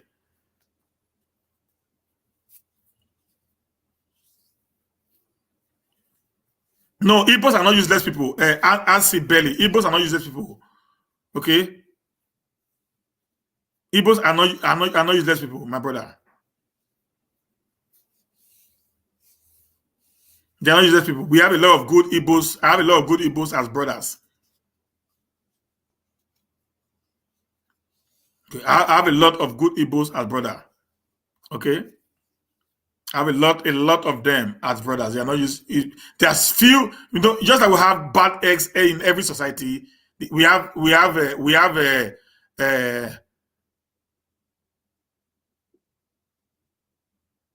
yeah, thank you, my brother. This is what I want to hear. This is what I want to hear. This is what I want to hear. Not all this insult on. Say the understanding of the bond of unity among the South is the only hope of working themselves out of perpetual captivity because the enemy introduced divide and rule to weaken the people and select gullible few from among them to enjoy the loot and oppression and keep the rest in misery. God bless you, Samuel Igwe. I appreciate you, sir. This is what I'm talking about. This is the reason. This is the reason why I brought up that. Some people are just coming in. They don't even know. We don't even understand where we are going. They are just coming in, talking, and start acting as if, sometimes I wonder how our people reason. I really appreciate this, sir. This is it. That bond, anything that makes us together. If Onisha believe they are from Edo, I don't believe they are from Onisha. Whatever it is, means there is something that is actually putting us together. That's what I'm talking about. Thank you, Mr. Jackson Lincoln. We need a collective energy. That is the truth. That is what we need.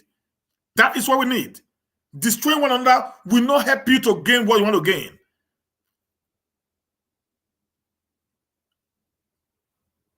It will not help you to gain what you want to gain.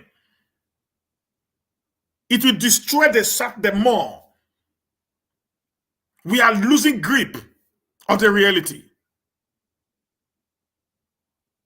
Many of these people who come here to talk about this, they are hiding somewhere. They cannot even do nothing when the ships are down. In Bini, we never say, Okome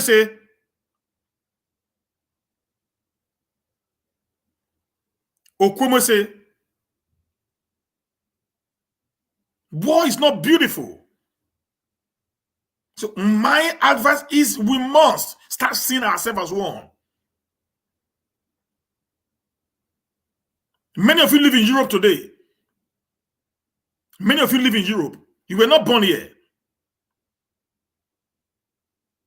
But you want to be part and parcel of the Europe state because your children are born here. If your child is being treated unfairly in his own state, in the country where you are not originally from, you are not of the same color. You cry what you call racism. You cry what you call color discrimination. But you want to do the same thing to the people. It's unfortunate, guys. So that I look at you guys, I pity some people who don't actually understand how this works. Nobody's insulting your monarch. Nobody's insulting your monarch. Please answer Bailey. Please. Everybody has their right to say whatever they want to say. It doesn't change who we are. Please, guys.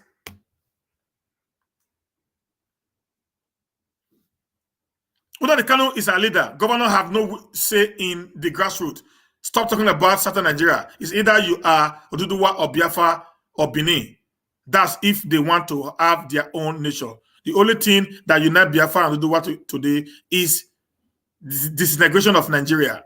Join force with your nation and forget about Satan unity, because the same Satan unity is what Biafra and Nnamdi Kanu is preaching. But some deluded Benin people are so daft to understand that. Thanks. If there's no Satan Nigeria, then it is very difficult for you to get what we need. So get that. Okay? Get that, guys. If there's no Satan Nigeria, it's very difficult for us to get what we need. Get that very clearly.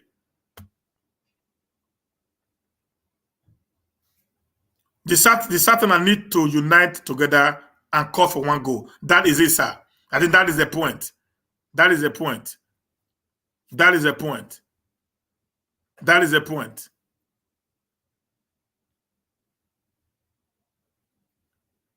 That is the point. Yeah, we must not be one. We must not be one. We must not be one. But we need to unite in order for us to be able to do the right thing. That's the truth of the matter there. We need to find a way in order for us to do the right thing. You can't do some things in isolation. That's my problem. There are some things you cannot do in isolation. That's the truth of the matter. There are certain things you can't do in isolation. You need people to be able to do some certain things. That is where I am going to. If you need your Biafra, like you guys need it so badly. So I'm giving you the way out of it. And many Igbos have already understood my point of unity. That is where I am going. So if that is there, then the possibility of you getting what you needed will become paramount. But if you feel, okay, I need to do it on my own, then, guys, we might not be able to get there. And let me say something here. When some of you says some Benis are not supporting Nnamdi Kanu, is the likes of some of you here right now who is already insulting me and insulting the palace of the Oba Bini that will make some Benis to be against you guys. It's just the truth. Because if you go through my wall, if you go through my video today,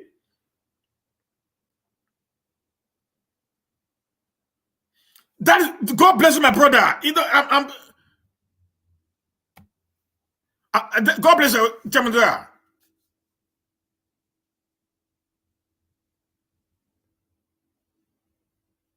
That's what I'm saying now. That's what I'm saying, my brother. Now, no kiss me aside. Just that's what I said. Now there's something that put us together. There's something that put us together.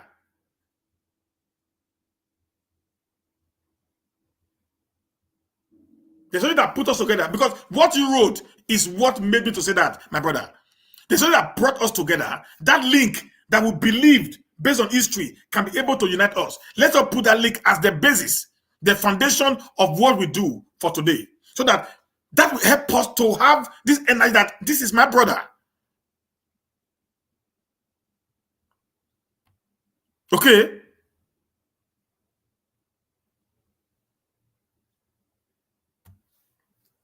We must be one in Nigeria. If the Indians can remain as one today, so Nigeria must be one. People with dialogue at this conflict going today can be resolved soonest. We are going to overcome the nonsense on ground now because with our physical strength, knowledge, and experience we got here in the Western world, particularly here in Germany, Nigeria is going to be a better place to in the future. We believe that we are open for that also. That's what we are fighting for. That's what, like I said now, if you have a united South, who not think the same way? Who not think the same way?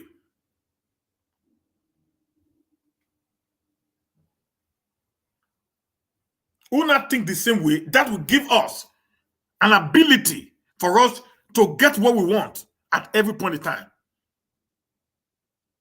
Daniel, you cannot disintegrate without uniting first.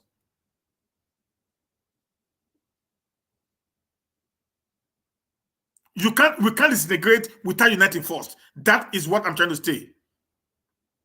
How does referendum comes in? It is when you are able to convince one another. I don't know why you guys are not even listening to me.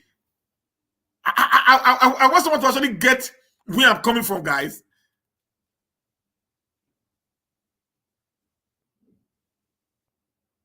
So the referendum comes in when we speak in one voice. That's what I'm saying now. So if the IPOB and the Yorubas are already clamoring for one voice for a referendum, fine and good.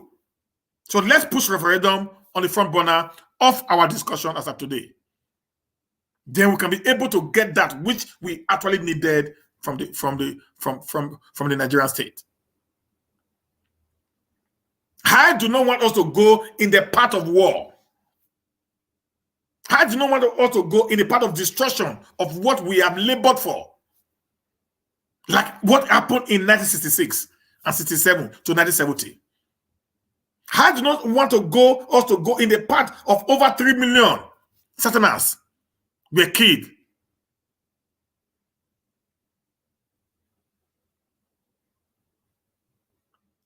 Okay?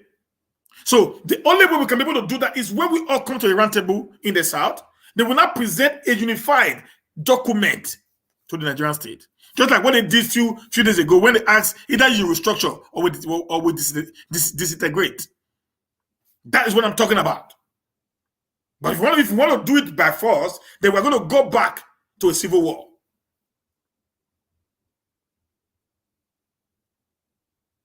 And when we go back to civil war, brother, I'm going to tell you the truth. Many of us are going to run away and run to Europe. We'll come and hide there until all the menace is over. Then this negotiation is not a crime. It's never a crime. It will never be a crime. Every human on earth has the right to ask for their independence. But we must do it within the ambit of the law. And also, we must also carry others to be able to understand where we are going to or what we have in our mind, at the back of our minds.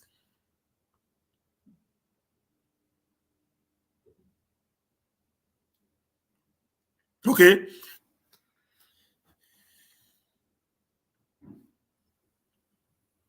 Like today, for example, there are many of our brothers in the East who does not align with Nnamdi Kanu's idea.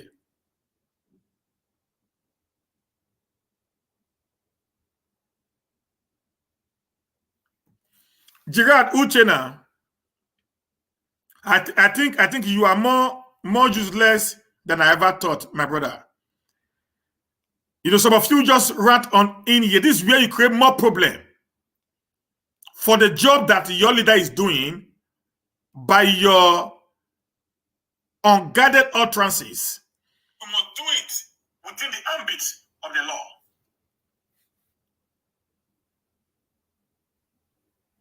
Gerard Uchena. You know, sometimes you guys create more problem for your leader by your utterances. Okay, that's the problem there. So because the moment you start using a very wrong utterances on people, you are dividing, you are creating the bridge more wider and wider by the day. So you end up creating problem for yourself rather than solving the solution, the problem. I promise you guys. The Biafra will really understand you when you say South is Biafra. This is the problem we have with them. We can come together to fight the same cause, but we will not be together as a country called Biafra. That's simple and true. I've said that in many of my videos. Let's unite together, fight the same cause, get what we want. Either we'll get a better deal in the Nigeria of today, we move on, or wherever way that it goes. But the first is we must unite together. If not, we're not going to go anywhere. Okay? The problem is that the politicians are not with the people in any form of struggle for a better Nigeria, but to continue looting. That is why whatever the youth are doing now should be for war, not for peace. Yeah, the war will need to be, if you want to be for war, you must unite. If you don't unite, you cannot be able to get there, guys. You cannot be able to get there. That's the problem. If you don't unite together, it's going to be a problem. In the East, for example, let's look at the East. Most of these guys, they come to, let's look at the East itself. There's already a division among the Igbo-speaking Easterners. Already. There are many of them today who are engaged in what they are doing. You should have this an ability to convince people. Whatever you need, you cannot do it without. It doesn't work. Listen. If you come to become a Facebook gladiator,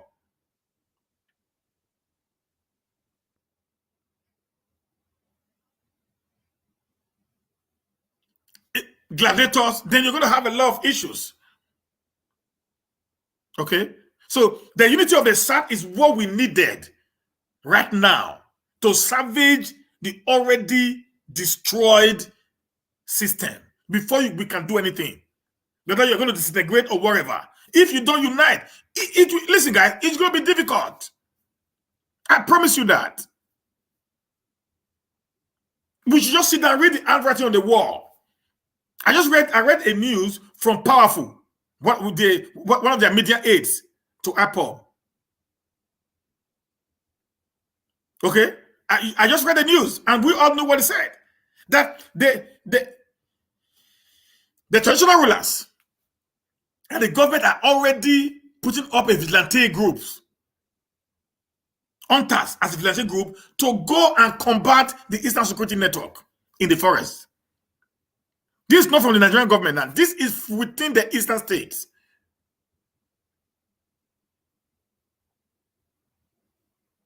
Within the eastern state.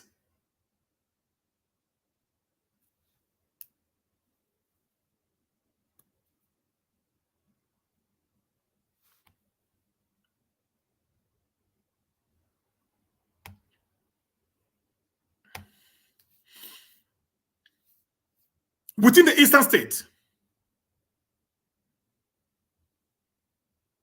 The same Igbo speaking people, they already want to create problem.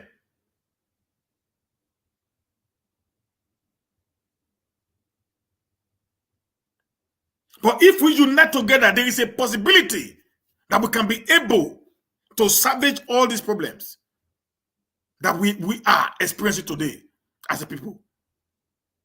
So this is where I am coming from. If you feel okay, we don't want anybody's unity, we can do it on our own, or we can force others to be part of it. It can never work. It can never work.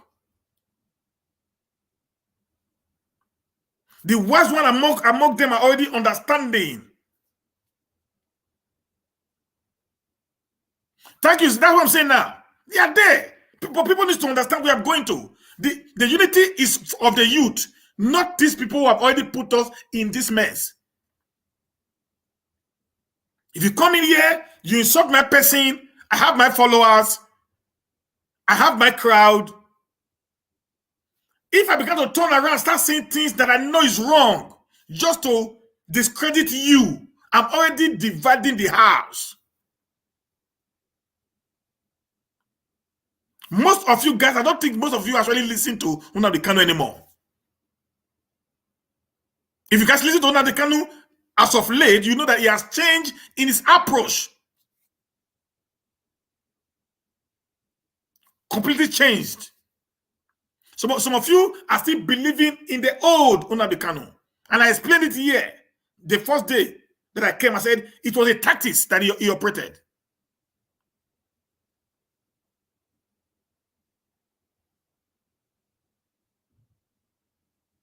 Okay? And I said, I understand. It's tactics. Why he needs to awaken the consciousness of the people. That was what we were doing. To make everybody to start talk about it. Which he eventually got an opportunity to do. Today, the entire South is now awakening. For example, when Nnamdi Kanu is on show, you have thousands of Binis there to either insult him, counter his claims, and all that and that. The same thing when a Benin man is on a show, the Igbos are there. It is an awakening that Nnamdi Kanu wanted to create, that he succeeded in doing that. Then he changed his tactics. Before now, many of you now talk about the Oduduwa and the Biafras. Before now, Nnamdi Kanu made a very law statement that an Igbo man, a Biafra man, should never have anything to do with the Yorubas. He called Yorubas all sorts of names in 2018, 2019. Unprintable names, which is still in the public domain. But today, he has been able to not get the support of the Yoruba nation. Today, what it was doing, because some of you are not that intellectually sound, you could not be able to understand where your leader was going to.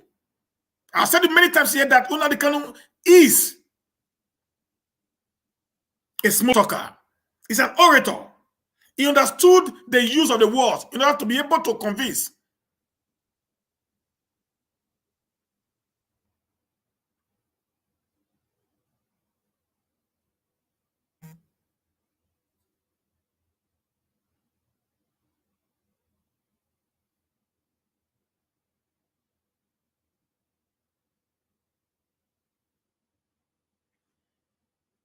Okay? So the use of insult will not solve any problem. You insulted your people on the same part. We make your dream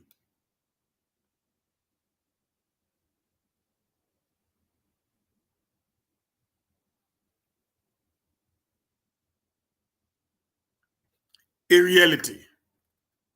So what I am asking for is, let us put the little difference we have aside, which are histories, stories that we heard, that we cannot even be able to verify.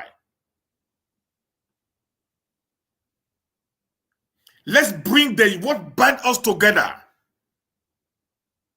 more than what will divide us. What you should be worrisome about is what actually binds you together as a people. It is that unity that will give you the desired goal that you need.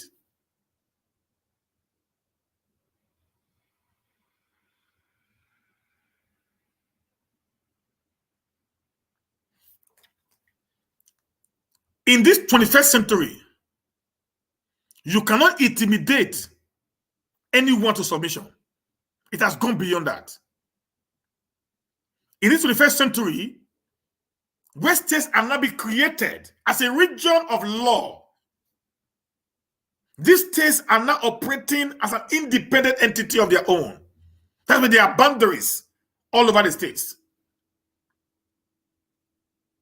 The only way you can see the entire states coming together to speak in one voice is when there is unity among them. The moment the unity doesn't exist, you cannot be able to get into the rank of these people. You can't. They will not give you the permission. Get this clear, guys.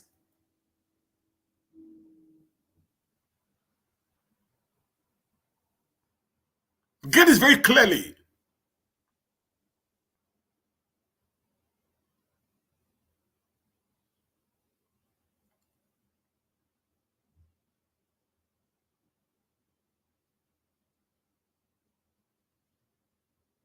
My first suggestion. Thompson, my first suggestion is we the South unite. I promise you, it will change many things. You guys don't know. Listen, to those of us who believe in the unity of the South, we get a lot of calls from people from high places. I'm not going to mention them here for security reasons. I get a calls from people in high places.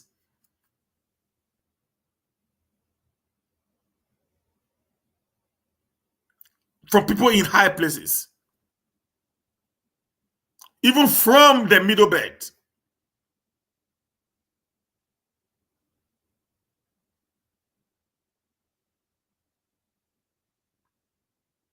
No. Who is this guy? Who is this guy? You are missing the whole point here. You are missing the whole point here, Mr. Terry. You better go and listen to my videos then. You better go and listen to my video then. I'm a Bini man to the core. I've said it many times. If Nigeria need to divide, before this time we already had a region called the Midwest region. If this is your first time following me, then you might not understand where I'm going to. We already had the Midwest region, the Bendel. I've said it many times on my video. But how can you get a Midwest region as a country without the unity of the entire South? So the unity of the South had nothing to do with Nnamdi Kanu as a person. Why I have refused to start condemning anybody from the South. Anybody from the South. It's because I believe we can sit down. We all have an idea. There is a passion. One thing you cannot take away from the entire people, whether it's Kanu, one of the Kanu, whether it's a Godson, whether it's Magnus, whether it's Ijele, whoever they are in the South that are talking today, they have one thing in common: the passion for a better Southern Nigeria. We can't take that away from them. We can't take that away from them. But how are we going to get there without us not trying to find a way to harmonize our differences and come on the round table to fight a common enemy? Then we go our separate ways. That has been my call.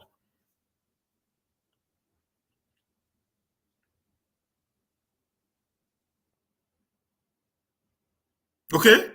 So I am not for, I've never, in my show here, if you follow me, Terry, very well, in my show here, I have never picked out one person. Why I read most of the news from the Igbo land is because of the marginalization.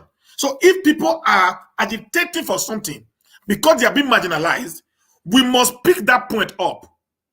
That's why we don't believe in the approaches of some of the people.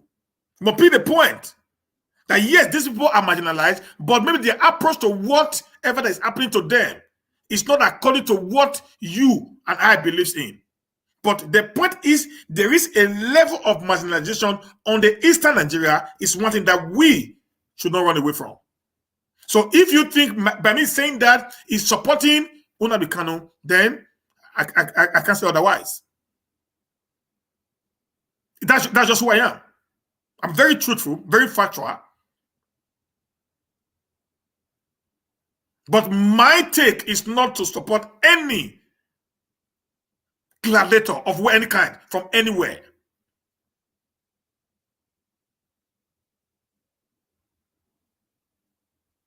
I just read the history of Bini, a brief history of Benin Kingdom, right now.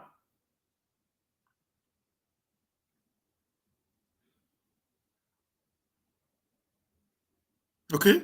My goal is to see that we have a better South, whereby a Bini man will have the cause to say, I am a Bini man.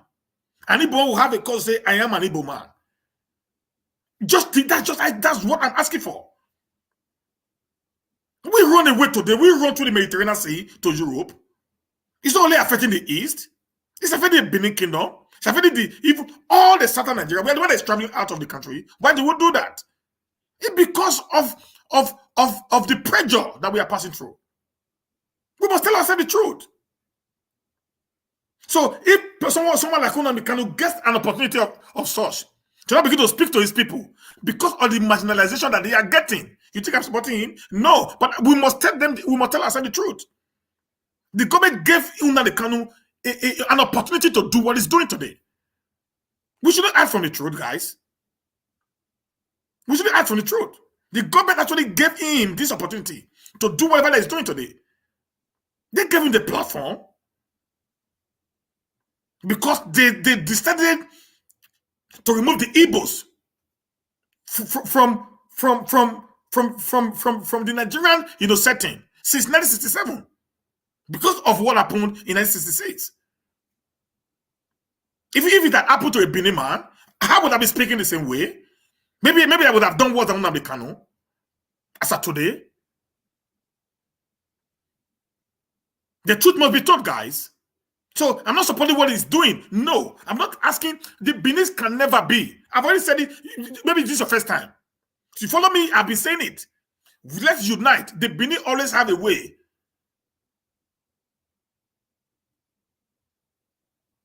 Okay? No, somebody ask a question. If you're following me, you're going to see somebody ask a question here. I need to correct that. Okay, I need to correct that very part there. So my brother, that's just it. It's not about Nnamdi Kanu as a person. No. I don't support anybody.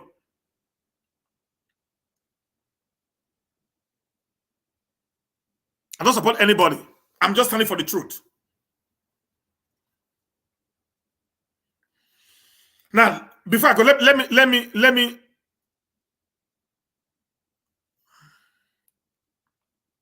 Thank you, sir. Thank you, sir.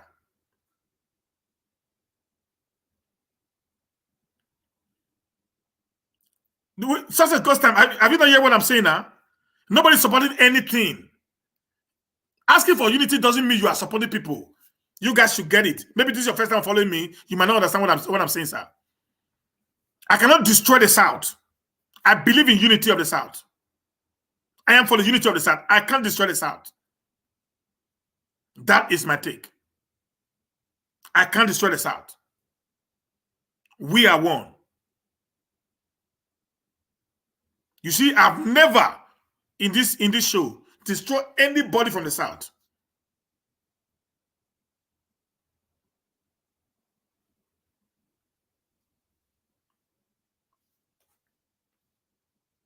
God's time success. If you talk about the Niger Delta, are you talking about the South? I don't even know how. you guys are so funny. If you talk about the Niger Delta, are you talking about the South?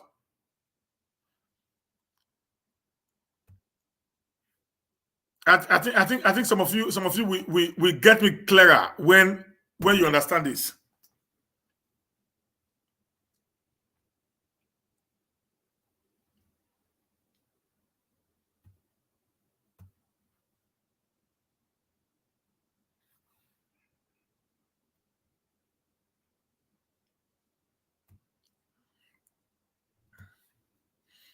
Okay, guys, look at this now. If you're actually here to learn from me, get it very clearly. Now, this is the North. Let's leave the North and the Middle Belt alone. Let's come to the South. Now, this is the Biafra Republic that Igbos are actually asking for. Now, between the Biafra Republic is the Niger Delta Republic. Then we have the Oduduwa Republic.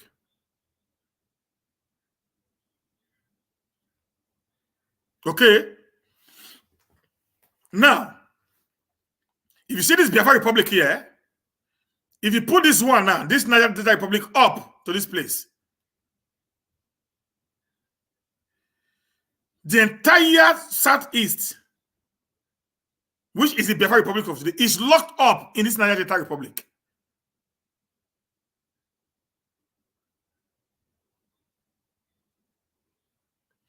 If they get the Biafra Republic without Niger Delta, in addition to them, not because of the oil now, because of passage,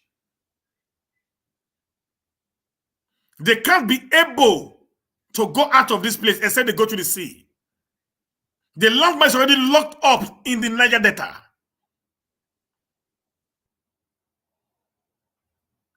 So these three regions today that we are trying to make a republic, for us to get wherever we want in this very particular point, we all must what? Unite together. Fight the cause, then we go our separate ways. If you followed my video in recent times, I said the first thing you need to do is to sit down, have a negotiation on how you're going to unite together and fight against the caliphate who are actually oppressing you as of today. You not put before them at the front burner the demands that you want them to listen to.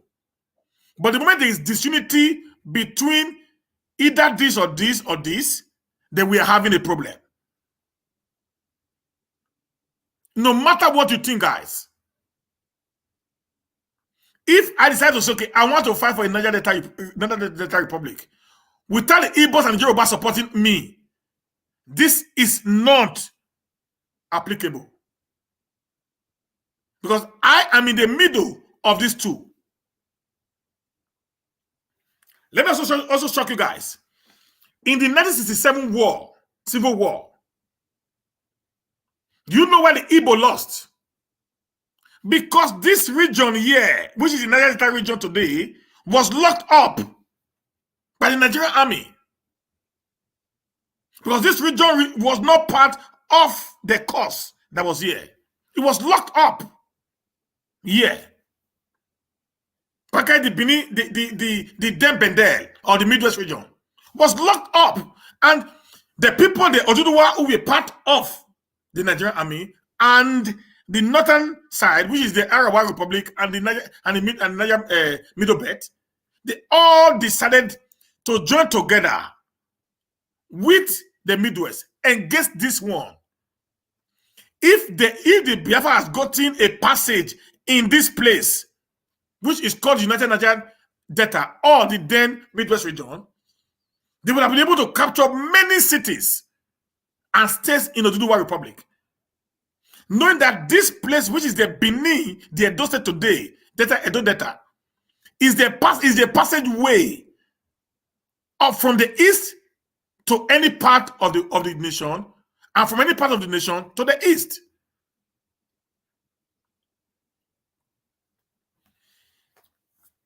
That was why in the 1967-1970 war, the Bakassi Peninsula, which was in IPOB State, was handed over to Cameroon in order for them to have a passage to the east along this side, around the Middle Belt area of the country. So, guys, guess what I'm talking about right now? This is not about emotion. It goes beyond emotions. Emotions will not help us until we start understanding what is actually happening on the map. How are you going to defeat, if you want a Biafra right now, how are you going to defeat 1, 2, 3, 4 regions? This one is 2 already. This Arawa Republic is 2. That's 6 regions. It's 1 over 6. You can only do whatever you want to do if this was here decide to be part and parcel of your plan. That's where unity I'm talking about comes into existence, guys. Whatever you want, whatever you're thinking, you need unity to actualize it. If we want a better Nigeria, so we also need these 3 regions to also come together to have a better Nigeria. If you want division, as you claim, you also need these 3 regions to be united together. It's not going to be every one of them. No. It's not going to be everyone. It's not going to be the political elite. No. It's going to be the people who are on ground as of today. There's you and I that understand where we are going to. So you cannot talk about the Niger Delta or Oduduwa or Biafra without you not talking about uniting these 3 together, guys.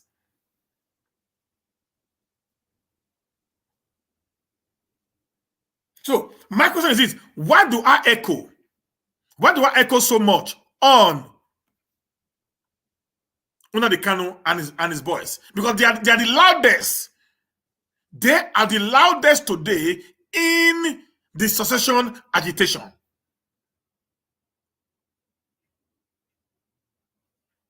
Okay, I am a member of the United Southern Nigeria movement. We normally hold meetings every Tuesdays and Thursdays where we discuss the unity of the South against the unity of the North. I am a member.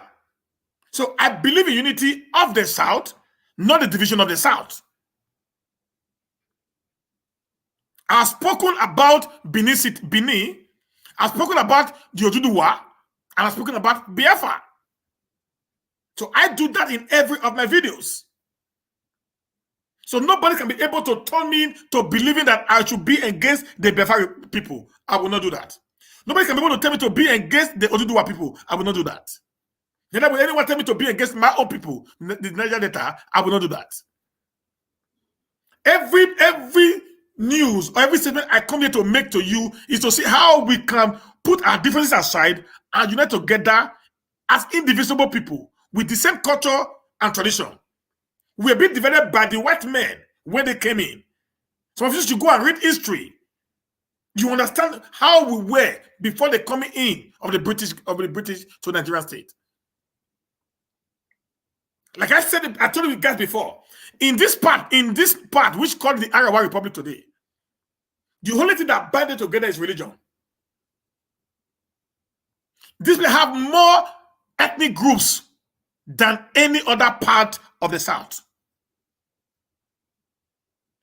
Yeah, they have the Canories, they have the Fulanis, they have the Hausa. These are major ethnic groups in the North, guys. Major ethnic groups in the North.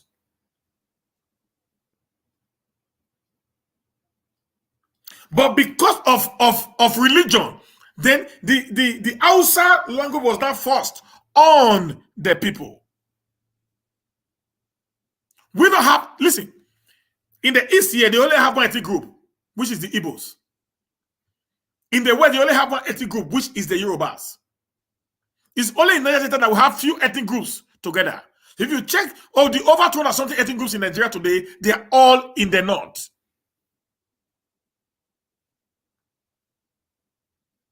You just heard, I read the news today about Yerima Shatima, the chairman of Arewa Youth, making a statement on behalf of the entire northern states that Bishop Kukah should be arrested. We don't have such in the South. If anybody want to make now, it's going to be either IPOB makes its own, the Niger Delta military makes its own, the OPC makes its own, as the case may be. But here they have one unified force that when they speak, it carries weight because it controls both the northern and the middle better. So, guys, if you don't understand where I'm going, it will be difficult for us to get to where you want to get to. Thank you, guys. I need to go right now because I spent so much time here today. I appreciate you guys. Those that believe, those that really believe, I appreciate every one of you. Thank you very much for this very wonderful time. And I believe strongly, very soon we'll understand where we are going and how we can be able to make South a more unified, a more better, a more loving place to be. Thank you, everyone. See you tomorrow again, 8:30 in the morning as we continue in this tax. God bless you.